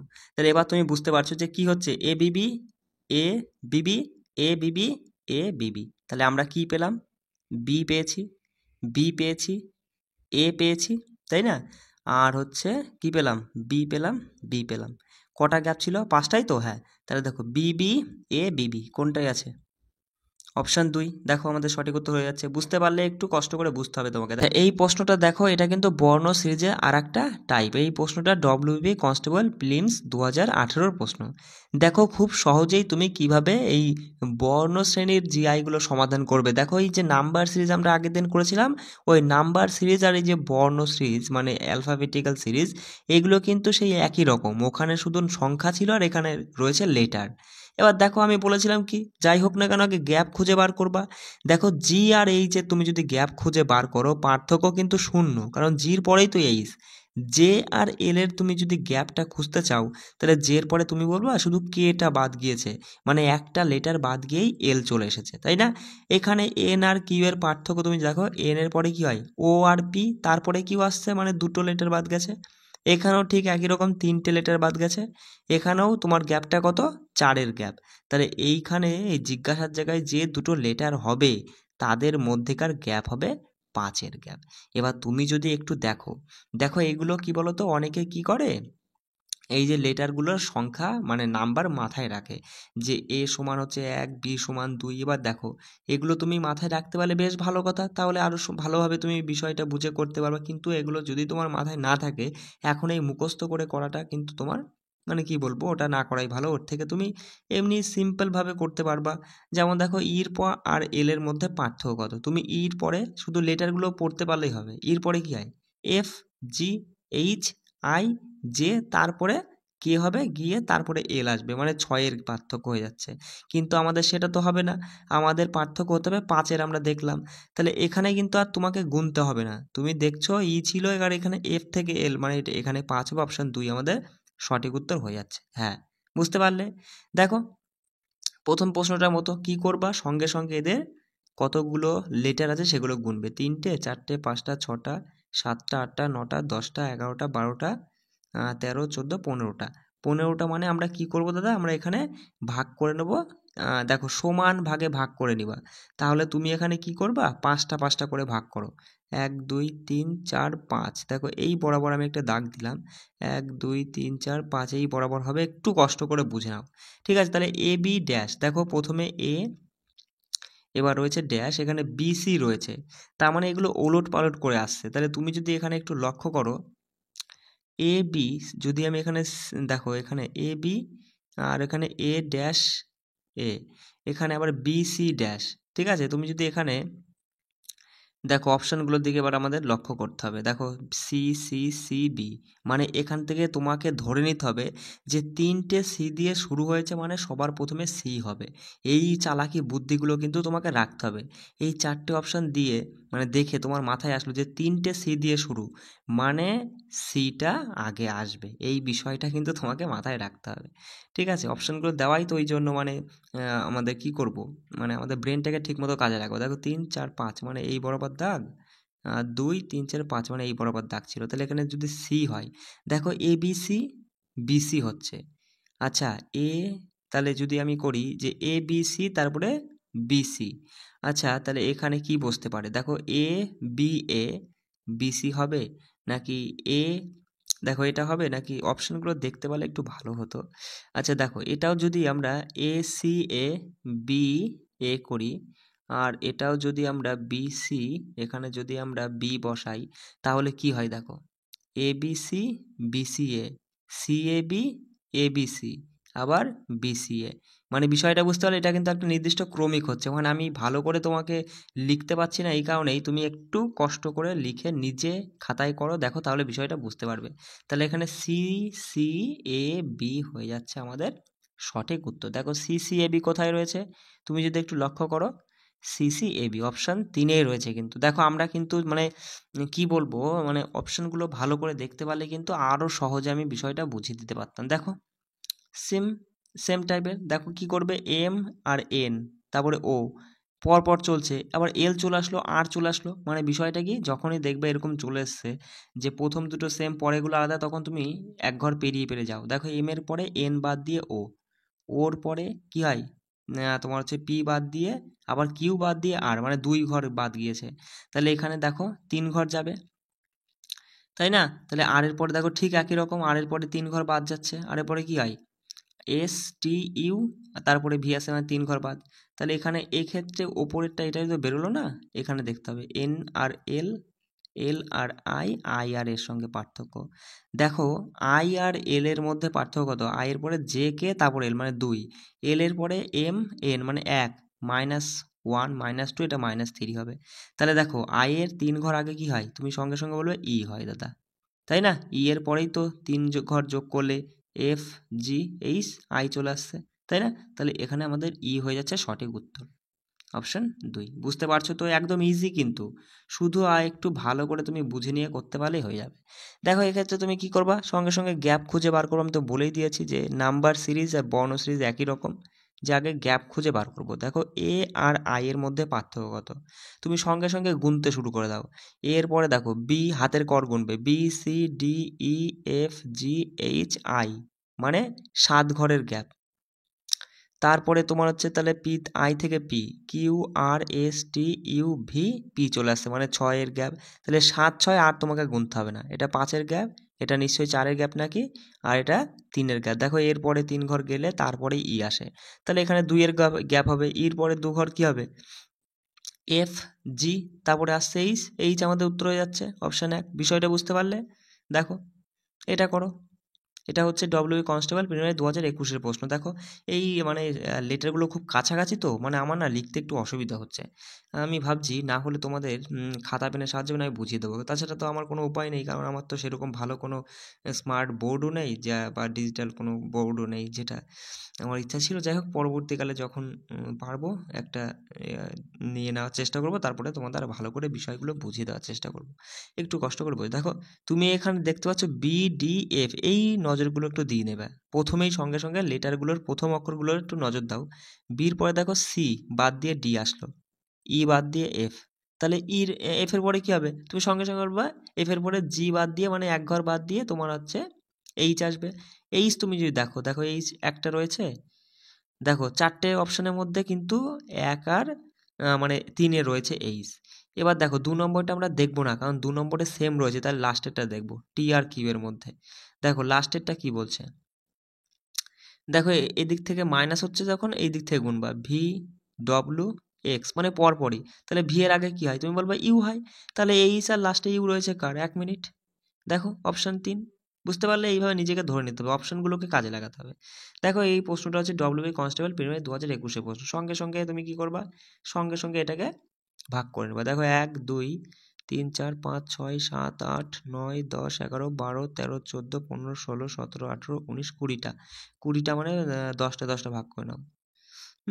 1 2 3 4 5 6 7 8 9 10 মানে এই জায়গা হবে। এটা কিন্তু ডি বস, দেখেছো একটু লিখতেই কেমন অসুবিধা হচ্ছে, এইখানটাই হবে। হ্যাঁ, এটা হচ্ছে ডি ছিল। আচ্ছা যাই হোক, তাহলে দেখো, তাহলে এ দিয়ে শুরু ডি দিয়ে শেষ, এ দিয়ে শুরু ডি দিয়ে শেষ, তাই না? এবার দেখো তোমাকে দেখতে হবে যে 2 নম্বর আছে এখানে গ্যাপ, এখানেও 2 নম্বরে গ্যাপ, তাহলে আমরা ধরতে পারছি, আমরা এখানে ধরতে পারছি না, তাহলে 5-এ ভাগ করো। তাহলে 5-এ ভাগ করলে আমরা বিষয়টা বুঝতে পারবো। দেখো 1 2 3 4 5 মানে এই বরাবর, 1 2 3 4 5 মানে এই বরাবর হবে। তাহলে প্রথমেই দেখো এখানে এ হবে, তাই না? তাহলে এ বি সি ডি ডি, তাই তো, এ বি সি ডি ডি। আচ্ছা তাহলে এখানে এ আবার কি আছে, তাহলে কিছু নেই, ডবল সি আছে লাস্টে, ডবল ডি দেখলাম, তাহলে এখানে ডবল সি, তার মানে এখানে বি হবে। বিষয়টা বুঝতে পারলে? তাহলে আমরা বলবো এ বি সি সি ডি। আর এখানে তুমি বলবে যে এ বিবি সিসিডি, কারণ সবগুলো ডবল হচ্ছে। দেখো এটা ডি ডবল হয়েছে, সি ডবল হয়েছে, এখানে বি ডবল হয়েছে, এখানে এ ডবল হবে। তাহলে বুঝতে পারলে বিষয়টা? তাহলে এ ডবল এ বিসিডি, এখানে ডি হবে। এবার ধরে নিতে হবে কিন্তু, হ্যাঁ, ডবল এ বিসিডি, তারপরে A B, A Bibi C C D, তারপরে এটা তো ডি ছিল, তারপর হচ্ছে এ বি সি সি ডি, তারপর হচ্ছে এ বি সি ডি ডি, মানে আমাদের দাঁড়ালো এ, তারপরে ডি, বি, বি, এ, ডি। একটু দেখে নাও, ঠিক আছে? এটা আমাদের সঠিক উত্তর হয়ে যাচ্ছে। দেখো এই যে এই প্রশ্নটা হচ্ছে কেপি কনস্টেবল প্রিলিমস 2023-এর প্রশ্ন। দেখো সঙ্গে সঙ্গে তুমি দেখবা পার্থক্য বা গ্যাপ, এই যে প্রথম সি আর এফ, দেখো এই দুটোর পার্থক্য আমি কেন দেখলাম প্রথমেই, আমি তো সি আর এক্স এর মধ্যে দেখতে পারতাম, কারণ আমি এই কারণে দেখলাম সি আর এফ কিন্তু কাছাকাছি দুটো লেটার, সেই জন্যই আমি এদের গ্যাপটা দেখলাম। দেখো সি আর এফ এর গ্যাপ কিন্তু 2 হচ্ছে, তাই না? ডিই তারপরে এফ হচ্ছে। এবার দেখো এই যে এফ আর এই আই, এদের গ্যাপটা কত তুমি সঙ্গে সঙ্গে বলবা, এফ আর এই আই এর গ্যাপ হচ্ছে, দেখো এফ এর পরে কি হয়, জি এইচ আই, মানে এখানেও 2 এর গ্যাপ, তাহলে আই এর পরে কি 2 এর গ্যাপ দিয়ে তুমি বলবা কি, যে আই এর পরে জে যাবে, কে যাবে, এল আসবে। এবার এল যদি প্রথমে আসে, অপশনগুলোর দিকে আমরা যদি দেখো, অপশনও এমনভাবে দিয়েছে না, একটাতেই আমাদের অ্যান্সার জন্য নিয়ে নিচ্ছে, অপশন 4 আমাদের সঠিক উত্তর হয়ে যাচ্ছে। বিষয়টা বুঝতে পারলে? দেখো একই সেম টাইপের প্রশ্ন, এই যে দুটো টাইপের প্রশ্নই কিন্তু বেশিরভাগ ডব্লিউবিপি আর কেপির এক্সামে আসে, এই টাইপ আর এর আগের যেটা প্রশ্ন দেখলাম ওই টাইপ। এই দুটো টাইপ তুমি ভালো করে মাথায় রাখবা, ব্যাস, তাহলে পরেই 1 নাম্বার তুমি নিঃসন্দেহে, 1 নাম্বার কেন 2 নাম্বার। দেখো তুমি এই যে 2023-এ যে লেডি কনস্টেবল না, ওখানে নাম্বার এই বর্ণ শ্রেণী থেকে 3টে না কটা প্রশ্ন এসছে, বুঝতে পারলে? সেই জন্য বলছি এই টপিকটাও কিন্তু ভালো প্রশ্ন আসে এই টপিক থেকে, ঠিক আছে? কপাল ভালো থাকলে এখান থেকে 3টে প্রশ্ন জিআই পেয়ে যাবে। দেখো সঙ্গে সঙ্গে তুমি কি করবা, ভাগ করবা, 1 2 3 4 5 6 7 8 9 10 11 12 13 14 15 16 17 18টা, 18 মানে 9 দিয়ে ভাগ করবা। দেখো আমি একটু লিখে দিই, 1 2 3 4 5 6, দেখো 1 2 3 4 5 6 7 8 9টা হয়ে গেছে। এই একটা part, dash C C A dash B B C C, তাই না? তাহলে এবার দেখো এর প্রথমে এ দিয়ে শুরু, এ দিয়ে শুরু, আর এখানে সি দিয়ে শেষ, কিন্তু এখানে বি দিয়ে শেষ, মানে হবে না, মানে 18টা এখানে তোমার হচ্ছে 9 9 18 দিয়ে হবে না, তাহলে নিশ্চয়ই 6 দিয়ে হবে। 1 2 3 4 5 6 মানে এখান থেকে, 1 2 3 4 5 6 এখান থেকে, এই দুটো কিন্তু দেখছি আমরা, হ্যাঁ, একটু মাথায় রাখো, এটা কিন্তু না। তাহলে এখানে তুমি যদি লক্ষ্য করো, দেখো এ প্রথমে, এ প্রথমে, তাহলে এখানে এ আছে, এখানে নিশ্চয়ই এ হবে, এখানে ডবল বি, এখানে নিশ্চয়ই বি হবে, এখানে ডবল সি আছে, তাহলে এখানে সি হবে। তাহলে আমরা বুঝতে পারলাম A double A double B double C, double A double B double C, তাহলে double A double B double C হয়ে গেল। তাহলে তুমি এবার দেখে বলতে পারছো যে সঠিক উত্তরটা কী হবে, এখানেই লিখতে পারবে যে এ হবে, সি হবে, আর বি হবে, এখানে এ হবে। তাহলে A C B A C B তুমি দেখো এ সি বি হ্যাঁ অপশন 2 এ রয়েছে। বুঝতে পারলে? অপশন 2 আমাদের সঠিক উত্তর হয়ে যাচ্ছে। দেখো একই সেম টাইপের প্রশ্ন, এটা আবার WBSI প্রিলিমস 2019-এ তুলে দিয়েছে। একদম সেম টাইপের, নিজেই করবে এটা, ঠিক আছে? চলো দেখো, এটা হচ্ছে WBSI প্রিলিমস 2021-এর প্রশ্ন। দেখো সঙ্গে সঙ্গে তুমি এখানে কারটা দেখবা, সিআরইর মধ্যে দেখবা, কারণ সিআরই কাছাকাছি লেটার, ওই দেখেই আমাদের পার্থক্য দেখে নেবো আমরা যে সিআরইর মধ্যে। তুমি সঙ্গে সঙ্গে বলবা সিআরইর মধ্যে পার্থক্য কিন্তু 2-এর, এই সরি 2 বলছি কেন, 1-এর পার্থক্য। সির পরেই তো ডি যাচ্ছে, তারপরে ই আসছে। আচ্ছা দেখো ইর পরে এই মানে জি, তাহলে তুমি বলবা ইর পরে এফ, এফ এর পরেই তো তোমার হচ্ছে জি চলে আসছে। তাহলে দেখো এক ঘর বাদ দাও, জির পরে এইচ, এইচ বাদ দিয়ে আই, আই হচ্ছে প্রথমে। এবার দেখো এম এর পরে ও আসলো, এম এন ও, এক ঘর বাদ দিয়ে ও, ওর পরে পি বাদ দিয়ে কিউ, কিউ বাদ দিয়ে মানে কিউ এর পরে আর বাদ দিয়ে এস হবে, আই এস, আই এস আর ডবল এস হবে, কারণ সব লাস্টে দুটো ডবল এস ছিল। দেখো অপশান একেরটাই রয়েছে আই ডবল এস, হয়ে গেল, ঠিক আছে? দেখো একদম সেম টাইপের প্রশ্ন, তুমি আগে এটা নিজে করবে, এটা নিজে করার চেষ্টা করবে, ঠিক আছে? এটা আমি ছেড়ে দিলাম তোমার উপরে। দেখো এটা করো, খুব ভালো একটা প্রশ্ন। এটা হচ্ছে ডব্লিউবি কনস্টেবল 2000 মেন্স 2018 প্রশ্ন। সঙ্গে সঙ্গে তুমি এখানে দেখে বলছো, দেখো গুনবা 1 2 3 4 5 6 7 8 9 10 11 12 13 14 15 16, মানে 8 দুগুণি 16। তাহলে তুমি এখানে গুনে ফেলেছো, এবার তুমি 8টা করে ভাগ করবে, 1 2 3 4 5 6 7 8। দেখো এই টাইপের জিআর ক্ষেত্রে তোমাকে একটু সময় দিতে হবে। দেখো কিন্তু আমরা ধরতে পারিনি, পেরেছি কি, এখানে ওয়াই আছে, এখানে প্রথমে কিছু নেই। এবার এখানে দেখো কিছু নেই, এখানে এক্স আছে, এখানে এক্স আছে, এখানে এক্স আছে, তাহলে এখানে দেখো হয়ে যাচ্ছে লাস্টে ওয়াই আছে, তাহলে তার আগে এক্স, এখানে এক্স, তার আগে এক্স, এখানে এক্স, ওয়াই আছে, এখানে ওয়াই হবে। এবার এখানে ওয়াই, তাহলে এখানেও ওয়াই হবে।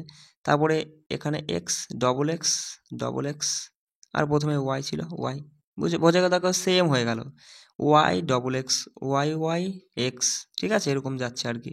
তাহলে সঙ্গে সঙ্গে তুমি অ্যান্সারটা কী নিবা, Y Y X X Y, বোঝা গেল? Y Y X X Y সঠিক উত্তর হয়ে গেল আমাদের। যদি দেখো অপশান 3-এ রয়েছে, হ্যাঁ দেখো করো। দেখো এখানে তুমি কার পার্থক্য নেবে, সঙ্গে সঙ্গে তুমি বলবা দাদা আমরা যদি দেখি এখানে যে দেখো ডি ই এফ, তারপরে জি নেই, এইচ আই জে, কে নেই, আবার এল নেই, তাই না? কেউ নেই, এল নেই, M N O, P Q R থাকবে না, তারপরে কী হবে, এস এর থেকে শুরু হবে, S T you, S T you. যদি তুমি এখানে দেখো অপশান 2 আমাদের সঠিক উত্তর হয়ে যাচ্ছে, বুঝতে পারছো? দেখো এই প্রশ্ন দেখো, এটাও ভালো একটা প্রশ্ন, এটা হচ্ছে ডব্লিউবি কনস্টেবল মেন্স 2018 প্রশ্ন। দেখো অ্যাডভেঞ্চার, তাই তো? তারপরে কি বলছে, তারপরে এটার সঙ্গে দেখো অ্যাডভেঞ্চারকে এখানে শুধু এটা বাদ চলে গেছে, বাকিটা সব রয়েছে, তাই না? আবার এখান থেকে এটাই কি হলো, মানে এটা ছোটো লাগছে, মানে তুমি দেখে বুঝতে পারছো যে ছোটো লাগছে, মানে প্রথম দিকে তো সবই আছে, দেখছি লাস্টের ইটা বাদ চলে গেছে, মানে প্রথমটা বাদ গিয়ে পরেরটা আসলো, পরেরটা লাস্টেরটা বাদ গিয়ে প্রথমটা আসলো, মানে পুরো তারপরের টুকুনো আসলো। তাহলে এটা আবার প্রথমটা বাদ দিয়ে এটা আসবে, তাহলে ডি বাদ দিয়ে শুধু বলবা VENTUR, VENTUR, অপশান একেই রয়েছে, বুঝতে পারলে? চলো এই প্রশ্নটা দেখো, এটা হচ্ছে ডব্লিউবিপি কনস্টেবল মেন্স 2019-এর খুব ভালো একটা প্রশ্ন। দেখো কি রয়েছে, বিচে আমি একটু লিখে বোঝানোর চেষ্টা করি, AH আর রয়েছে তোমার DE। এবার বলছে জিজ্ঞাসার জায়গায় কি আসবে। এবার তুমি এখানে দেখো এটা কেমন হবে, দেখো এখান থেকে এটা কিন্তু অল্টারনেটিভ করে চলছে। দেখো বি থেকে ডি হলো, মানে 2 ঘর বাড়লো, জি থেকে ই হয়েছে, এখানেও কিন্তু 2 ঘর কমে গেছে। ঠিক একই রকম এ থেকে এখানে যে প্রথম লেটারটা হবে সেটা 2 ঘর বাড়বে, তাহলে এরপরে যদি 2 ঘর বেড়ে যায় তাহলে কি হবে, বি সি হবে। তুমি এখানে বলবে তাহলে সি হচ্ছে, বুঝতে পারলে, মানে এইখানটায় আর কি। আর এইচ থেকে 2 ঘর যদি কমিয়ে দাও এফ হবে, সিএফ। দেখো অপশান কোথায় রয়েছে, অপশান 4 আমাদের সঠিক উত্তর। দেখো দেখো এটা হচ্ছে যে মানে ডব্লিউবি কনস্টেবল মেন্স 2019-এর প্রশ্ন। দেখো এটা তুমি কীভাবে করবে, দেখো ইর সাথে দেখো ইর পরে বি সি বোঝা যাচ্ছে না, আই আছে, তারপরে হচ্ছে তোমার এফ জি আছে, তারপরে ও আছে, এই যে প্রথম লেটারগুলো দেখে তোমার কি মনে হচ্ছে, ই আই ও, তার মানে কি এগুলো কিন্তু ভাওয়েল হচ্ছে, তাই না? E I O U, U দিয়ে যেটা শুরু হবে সেটাই আমাদের উত্তর হবে। অপশন দেখলে পরে আর আমাদের যাওয়ার প্রয়োজন নেই, ইউ দিয়ে শুরু একটাই আছে, অপশন 2, এটাই আমাদের সঠিক উত্তর হয়ে যাচ্ছে। দেখো বলছে পরবর্তী পদটি কী হবে বার করো। যখন সিঙ্গেল লেটার থাকবে তখন গ্যাপ খুঁজে বার করবা। বারবার আমি একটা কথা বলি, সিঙ্গেল লেটার দেখতে পাচ্ছ, তাহলে তুমি এখানে দেখবা যে সি আর জি এর মধ্যে কত গ্যাপ। সির পরে দেখো ডি ই এফ, তারপরে জি আসে, মানে 3-এর গ্যাপ। জির পরে দেখো জি এইচ আই জে কে, তারপরে এল, মানে 4-এর গ্যাপ। এখানে দেখো 5-এর গ্যাপ হবে, এখানে 6-এর গ্যাপ। তাহলে ওয়াই আর 7-এর গ্যাপ করলে পরে, মানে ওয়াইয়ের পরে 7 ঘর গিয়ে তারপরে যেটা আসবে সেটা। দেখো ওয়াইয়ের পরে Z A B C D E F G আসছে, হয়ে যাচ্ছে আমাদের অপশন 2 সঠিক উত্তর। চলো দেখো পরবর্তী বর্ণটা কি হবে, সঙ্গে সঙ্গে করে ফেলো। দেখো এর সঙ্গে আই মানে এল এর কিন্তু অনেক দূরের সম্পর্ক, তাহলে আমরা যদি কাছাকাছি সম্পর্ক খুঁজতে যাই, দেখো এ আর সি কিন্তু কাছাকাছি, সি ই জি এগুলো কাছাকাছি, তাহলে দেখো এ কত হলে সি হয়, মানে এ বি সি মানে 1-এর গ্যাপ। তারপর দেখো সি ডি ই মানে 1-এর গ্যাপ এখানেও। এখানে দেখো এখানেও ইর পরে মাঝখানে একটা লেটার পড়ছে, এফ পড়ছে, এখানেও 1-এর গ্যাপ, তাই না? ঠিক পরেরটা এল থেকে দেখো এল এম এন ও, মানে এখানে কিন্তু দুটো গ্যাপ পড়ছে। ওর পরে পি কিউ আর, তাহলে এখানেও দুটোর গ্যাপ, এখানেও দুটোর গ্যাপ, এখানে যেটা আসবে সেটাও দুটোর গ্যাপ থাকবে। তার মানে আমরা প্রথমটা দেখলাম জির পরে কি হবে, এইচ আই দিয়ে শুরু হবে, তাই না? আর ইউ এর পরে ভি ডব্লিউ এক্স হবে, আই এক্স কোথায় আছে? দেখো অপশন 4-এই রয়েছে আই এক্স, সঠিক উত্তর মতো হয়ে যাচ্ছে। চলো দেখো একদম সেম টাইপের, দেখো এইগুলো থেকেই কিন্তু পরীক্ষা আসে, এই টাইপ আর এর আগের টাইপ যে লেটার অনুযায়ী এগুলো দিয়েই পরীক্ষা আসে। এটা হচ্ছে ডব্লিউবি লেডি কনস্টেবল ফিলিমস 2018, এই 23-এর প্রশ্ন। সঙ্গে সঙ্গে গুনবা 1 2 3 4 5 6 7 8 9 10 11 12 13 14 15 16 17 18টা, 18টা রয়েছে। তারপরে তুমি 9 দিয়ে ভাঙবা। দেখো 9 দিয়ে যদি তুমি ভাঙো 1 2 3 4 5 6 7 8 9, দেখো এখানে লাস্টে এ আছে, এখানে লাস্টে বি আছে, মানে হবে না 9 দিয়ে ভাঙলে। তাহলে 6 দিয়ে তুমি ভাঙো 1 2 3 4 5 6, 6 দিয়ে ভাঙলে দেখো লাস্টে এ আছে, এখানেও এ আছে, তার মানে এটা ভেঙে হবে না, এটা অন্যরকম ভাবে হবে। অপশন দেখি, তখন আমরা অপশনের দিকে চলে যাব। অপশন তুমি যদি দেখো, দেখো 3টে অপশনের ক্ষেত্রে কিন্তু বস, 3টে অপশনের ক্ষেত্রে প্রথমে বিবি দিয়ে শুরু, তার মানে আর একটা আছে, তাহলে এখানে তুমি ধরে নিবা যেটা উত্তর হবে সেটা নিশ্চয়ই প্রথমটা বি হতেই হবে।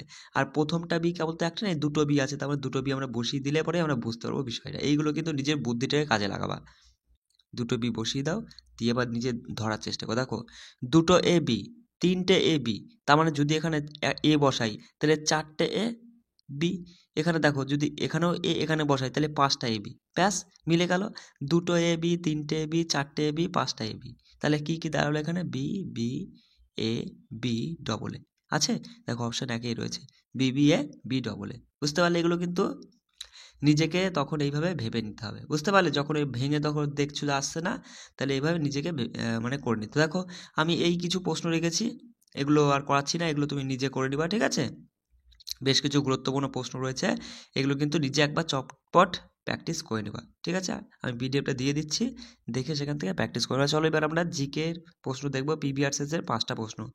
তো বস জিকে এবার আমরা দেখব যে কলকাতা পুলিশ কনস্টেবল 2023-এর যে এক্সামটা হয়েছিল সেখানকার 5টা পিবিআরএস এর প্রশ্ন একদম একটু ডিটেলসে আমরা আলোচনা করে নেব। এই যে বিগত বছরের প্রশ্নপত্রগুলো আমি করাচ্ছি, এই সাথে যে এক্সট্রা ডিটেলসগুলো দিচ্ছি এগুলো কিন্তু ভেরি ভেরি ইম্পর্টেন্ট, এর মধ্যে থেকে তুমি পরীক্ষায় কমন পাবা। আর মানে বিগত বছরের প্রশ্ন যদি পড়তেই হয় তাহলে এইভাবে কিন্তু পড়তে হয়। দেখো প্রথম প্রশ্ন, দেখো বলছে মোহাম্মদ বিন তুগলক তার রাজধানী দিল্লি থেকে কোথায় স্থানান্তর করেছিল, এটা এসেছিল পরীক্ষায়। সঠিক উত্তর দেবগিরিতে। যে মোহাম্মদ বিন তুগলক তার রাজধানী দিল্লি থেকে দেবগিরি নিয়ে যায়। এবার মোহাম্মদ বিন তুগলক কত খ্রিস্টাব্দে দিল্লি সিংহাসনে বসে, 1325 খ্রিস্টাব্দে। মাথায় রাখবে যে মোহাম্মদ বিন তুগলক 1325 খ্রিস্টাব্দে দিল্লির সিংহাসনে বসে। আচ্ছা 1327-এ 2 বছর পর, দেখো 1327 খ্রিস্টাব্দে তিনি তার রাজধানী দিল্লি থেকে দৌলতাবাদে মানে দেবগিরিতে স্থানান্তর করে। তাহলে 25-এ বসলো সেই দিল্লির সিংহাসনে, ঠিক তার 2 বছর পর মানে 27-এ গিয়ে তার রাজধানী দিল্লি থেকে দৌলতাবাদ বা দেবগিরিতে স্থানান্তর করলো। বুঝতে পারলে বিষয়টা? দেখো এবার যদি বলে যে দিল্লি এবং দৌলতাবাদের মধ্যে দূরত্ব কত, প্রায় 1500 কিমি। মাথায় রাখবে দিল্লি এবং দৌলতাবাদের মধ্যে দূরত্ব প্রায় 1500 কিমি। যদি পরীক্ষা প্রশ্ন আছে যে কোন শাসকের দ্বারা মুঘল সাম্রাজ্যের রাজধানী আগ্রা থেকে দিল্লিতে স্থানান্তর করা হয়, শাহজাহানের দ্বারা। কি বললাম? শাহজাহানের দ্বারা তোমার মুঘল সাম্রাজ্যের রাজধানী আগ্রা থেকে দিল্লিতে স্থানান্তর করা হয়েছিল। সালটা মনে রাখবে 1638 খ্রিস্টাব্দে। ঠিক আছে। যদি বলে যে দাস রাজবংশের কোন শাসক তার রাজধানী লাহোর থেকে দিল্লিতে স্থানান্তর করেছিল, ইলতুৎমিশ। মাথায় রাখবে দাস রাজবংশের কোন শাসক, ইলতুৎমিশ তার রাজধানী লাহোর থেকে দিল্লিতে স্থানান্তর করেছিল। সাথে এক্সট্রাটা মাথায় রাখবে। দেখো তার সাথে দেখো পরের পয়েন্টে মাথায় রাখবে যে সম্রাট আকবর 1571 সালে তার রাজধানী আগ্রা থেকে ফতেপুর সিক্রিতে স্থানান্তর করে।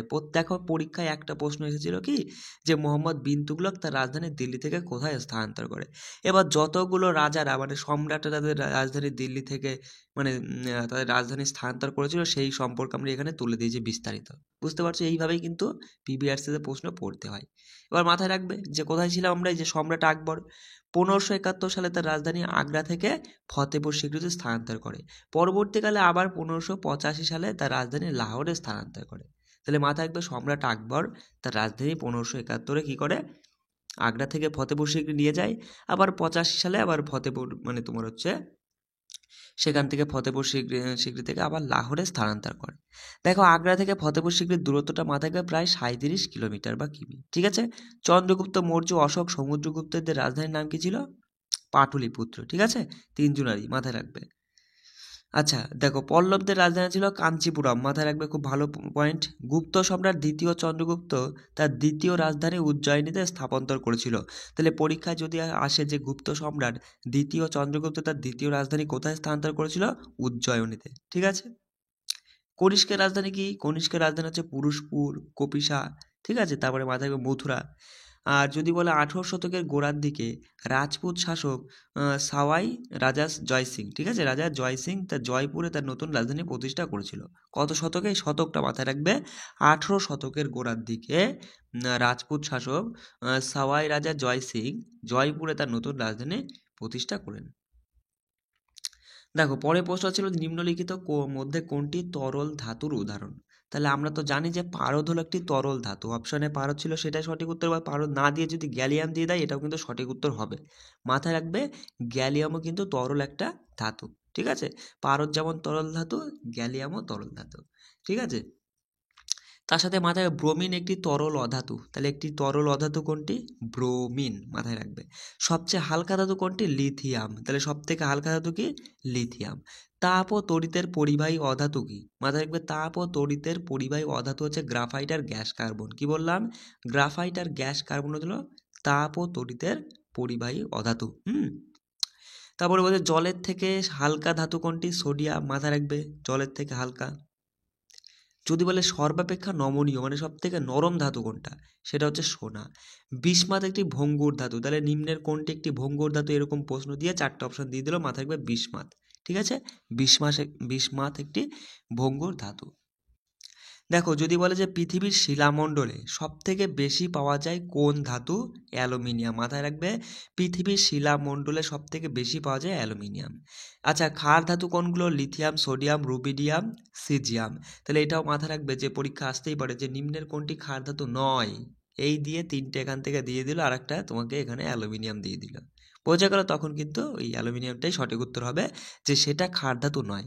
তাছাড়া লিথিয়াম, সোডিয়াম, রুবিডিয়াম, সিজিয়াম এগুলো হচ্ছে ক্ষার ধাতুর উদাহরণ। কেমন? আচ্ছা পরের প্রশ্ন দেখো, এটা একটা বিজ্ঞানসম্মত নাম থেকে এসেছিল যে ওরাইজা স্যাটিভা বা স্যাটাইভা কোনটির বিজ্ঞানসম্মত নাম? আমরা তো জানি যে ধানের বিজ্ঞানসম্মত নাম হচ্ছে ওরাইজা স্যাটিভা। এবার দেখো এখানে গুরুত্বপূর্ণ বেশ কিছু তথ্য আমি তুলে দিয়েছি। দেখো আমাদের যে টপিকটার জন্য যতটা আমাদের প্রয়োজন আমরা কিন্তু ততটাই পড়বো। ঠিক আছে। আমাদের কিন্তু হজবওয়ালা মানে বেশি পড়ে পড়ার কোনো যুক্তি নেই। আমি আমার অডিয়েন্সদেরকে তাই বলি, দেখো যেটা আমাদের যতটা প্রয়োজন, ঠিক আছে, আমাদের কিন্তু ততটাই পড়বো। খুব বেশি আমরা পড়বো না, আমরা স্মার্টভাবে প্রিপারেশনটা নেব। ঠিক আছে। আচ্ছা, এখানে তামাকেরটা মাথায় রাখবে যে নিকোটিনা টাবাকাম, ঠিক আছে, তামাকের বিজ্ঞানসম্মত নাম। সূর্যমুখী বললে হেলিয়ান্থাস অ্যানাস, ঠিক আছে। আখেরটা বললে আখের বিজ্ঞানসম্মত নাম কি? স্যাকারাম অফিসিনারাম, ঠিক আছে। গমের বিজ্ঞানসম্মত নাম টিট্রিকাম অ্যাসিটিভাম। পাটের বিজ্ঞানসম্মত নাম কি? কর্করাস ক্যাপসুলারিস, ঠিক আছে। দেখো আর কটা আছে, দেখো সর্পগন্ধার বিজ্ঞানসম্মত নামটা আসতে পারে রাউলফিনা পার্টেন্টিনা, ঠিক আছে। কি বল, সরি, সার্পেন্টিনা, হ্যাঁ একটু দেখে নিও, রাউল ফিনা সার্পেন্টিনা। আচ্ছা, ভুট্টা হচ্ছে জিয়ামেইজ, আর আমের বিজ্ঞানসম্মত নাম ম্যাঙ্গিফেরা ইন্ডিকা, সেগুনের হচ্ছে টেকটোনা গ্র্যান্ডিস, শালের বিজ্ঞানসম্মত নাম সেরিয়া রোবাস্টা, আর হলুদের বিজ্ঞানসম্মত নামটা মাথায় রাখবে কারকুমা লঙ্কা, ঠিক আছে। দেখো বলছে বাংলার উপন্যাসে কালবেলা রচয়িতাকে, খুব ভালো একটা প্রশ্ন এসেছিল যে সমরেশ মজুমদারের রচয়িতা হচ্ছে কালবেলা। এবার দেখো এই যে রচয়িতা থেকে বেশ কিছু গুরুত্বপূর্ণ তথ্য আমি তুলে দিচ্ছি, এগুলো একটু মাথায় রাখবে, ঠিক আছে। মাথায় রাখবে গোড়া, শেষের কবিতা, ঘরে বাইরে, এগুলো কার? রবীন্দ্রনাথ ঠাকুরের উপন্যাস। পথের দাবি কার উপন্যাস? শরৎচন্দ্র চট্টোপাধ্যায়ের। পথের পাঁচালী বললে বিভূতিভূষণ বন্দ্যোপাধ্যায়, এবং তার সাথে আরণ্যক, এটাও মাথায় রাখবে যে পথের পাঁচালী এবং আরণ্যক দুটোই কিন্তু বিভূতিভূষণ বন্দ্যোপাধ্যায়ের উপন্যাস। দুর্গেশ নন্দিনী আনন্দমঠ কার? বঙ্কিমচন্দ্র চট্টোপাধ্যায়ের, মাথায় রাখবে। তার সাথে দেখে নাও যে কুহেলিকা কাজী নজরুল ইসলাম। উজান, পার্থিব, শীর্ষেন্দু মুখোপাধ্যায়ের। সাতকাহন সমরেশ মজুমদারের এটা। বৃষাদবৃক্ষ মিহির সেনগুপ্ত, প্রজাপতি সমরেশ বসু, ঠিক আছে। একটা সমরেশ মজুমদার আছে, একটা বসু আছে, দুটো কিন্তু আলাদা, একটু মাথায় রাখবে। দেখো পরে প্রশ্ন ছিল যে সংহিতা, আরণ্যক, মহাভারত ও উপনিষদের মধ্যে কোনটি বেদের অংশ নয়? মহাভারত তুমি তো বুঝতেই পারছো, মহাভারত হচ্ছে বেদের অংশ নয়, কারণ কি? আমরা যদি দেখি, দাঁড়াও চলো দেখো একটু দেখে নাও যে আর্যরা বেদ রচনা করেছে, যদি পরীক্ষায় আসে যে কারা বেদ রচনা করেছে, আর্যরা। এবার দেখো বেদের 4টে ভাগ, বেদকে কয় ভাগে ভাগ করে? 4 ভাগে।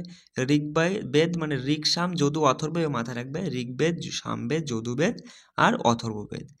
ঋগ্বেদ হচ্ছে সব থেকে প্রাচীনতম বেদ। এবার এই প্রত্যেকটা বেদকে না আবার 4 ভাগে ভাগ করা হয়, সংহিতা, ব্রাহ্মণ, অরণ্যক আর উপনিষদ। কি বললাম? সংহিতা, ব্রাহ্মণ, অরণ্যক, উপনিষদ। তাহলে মহাভারতের মধ্যে পড়ছে না, ওটা আলাদা, বিষয়টা বুঝতে পারলে?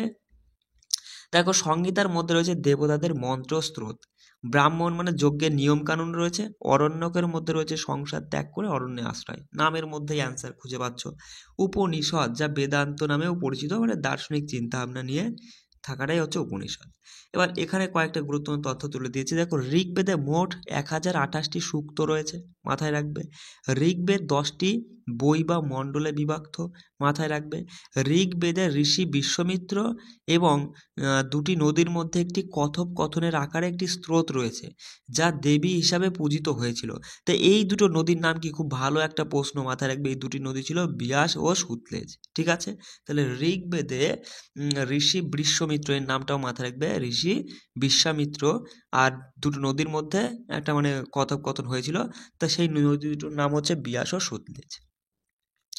যদি বলে যে অথর্ব বেদ হলো ড্যাশটি খণ্ডের সংকলন, 20টি খণ্ডের সংকলন, ঠিক আছে। দেখো আমরা তাহলে আজকে 5টা পিবিএসের প্রশ্ন পড়ে নিয়েছি। এইভাবে তুমি কন্টিনিউ আমার সঙ্গে ক্লাস করো, 7টা দিন ক্লাসগুলো করবা। দেখো আমি একটা কথা বলি, এই যে সকাল 6টা AM মানে সকাল 6টা বাজলে পরেই যে তুমি ক্লাসটা পেয়ে যাচ্ছ, এই ক্লাসটা একটু ভালো করে মনোযোগ সহকারে দেখে নিলে। এবার দেখো তোমাকে বেশি পড়তে হবে না, বেশি খাটনি করতে হবে না। তুমি এই ক্লাসটা দেখে নেওয়ার পরে কি করলা বাস, যে আমাদের টেলিগ্রাম চ্যানেলে যুক্ত হয়ে রয়েছে, সেখান থেকে তুমি পিডিএফটা, ম্যাথ আর জিআইয়ের পিডিএফটা নিয়ে সেগুলো 2-1 ঘন্টার মধ্যে তুমি খাওয়া দাওয়া করে 12টার আগে প্র্যাকটিস করে নিলে। এবার 12টার পরে গিয়ে মানে দুপুর 12টার পরে গিয়ে তুমি কি করবা, জিকে আর কারেন্ট অ্যাফেয়ার্সগুলো নিয়ে একবার রিভিশন করে দিলে, ঠিক আছে। না হলে ভিডিওই আরেকবার দেখবা, তুমি স্পিডটা 1.5 ইন্টু করে নিবা, ঠিক আছে, যাতে তাড়াতাড়ি শেষ হয়ে যায়। স্পিডটা বাড়িয়ে নিয়ে তাড়াতাড়ি আরেকবার রিভিশন করে নিলে ভিডিওটা দেখে নিয়ে আবার পিডিএফ থেকে তুমি আরেকবার রিভিশন করে নেবে। নেওয়ার পরেই ঠিক 8:30 বাজলে পরেই রাত্রে আমি দেখবা একটা মক টেস্ট নেবো। আজকে সারাদিনে যা পড়িয়েছি মানে যা পড়েছো তার উপর ভিত্তি করে একটা মিনি মক টেস্ট থাকবে, সেটা দেবে। দেওয়ার পরেই 9টার সময় দেখবে তার সলভ পেপার পাবে, সেখানে মিলিয়ে নেবে যে তুমি 15টা 15+ মানে 20টার মধ্যে 15 উপরে তুমি পাচ্ছ কিনা। যদি পাও তাহলে মনে করবা হ্যাঁ মোটামুটি তোমার সারাদিনের পড়া মেকআপ হচ্ছে, আর বাকি যতটা বাকি থাকছে সেটা তুমি 60 দিনের পরে যখন রিভিশন করবা তখন সেটা হয়ে যাবে। আর 15 কম হওয়া মানেই কিন্তু তোমার পড়াটা ঠিকঠাক হয়নি। আর আজকে তো 3 নাম্বার দিন, আজকে একটা ফুল মক টেস্ট রয়েছে, সবাই কিন্তু ফুল মক টেস্টটা দিবা 75 নাম্বারের, ভেরি ভেরি ইম্পর্টেন্ট, বারবার করে বলছি। ঠিক আছে, চলো ভিডিওটা এখানেই রাখছি। জয় হিন্দ।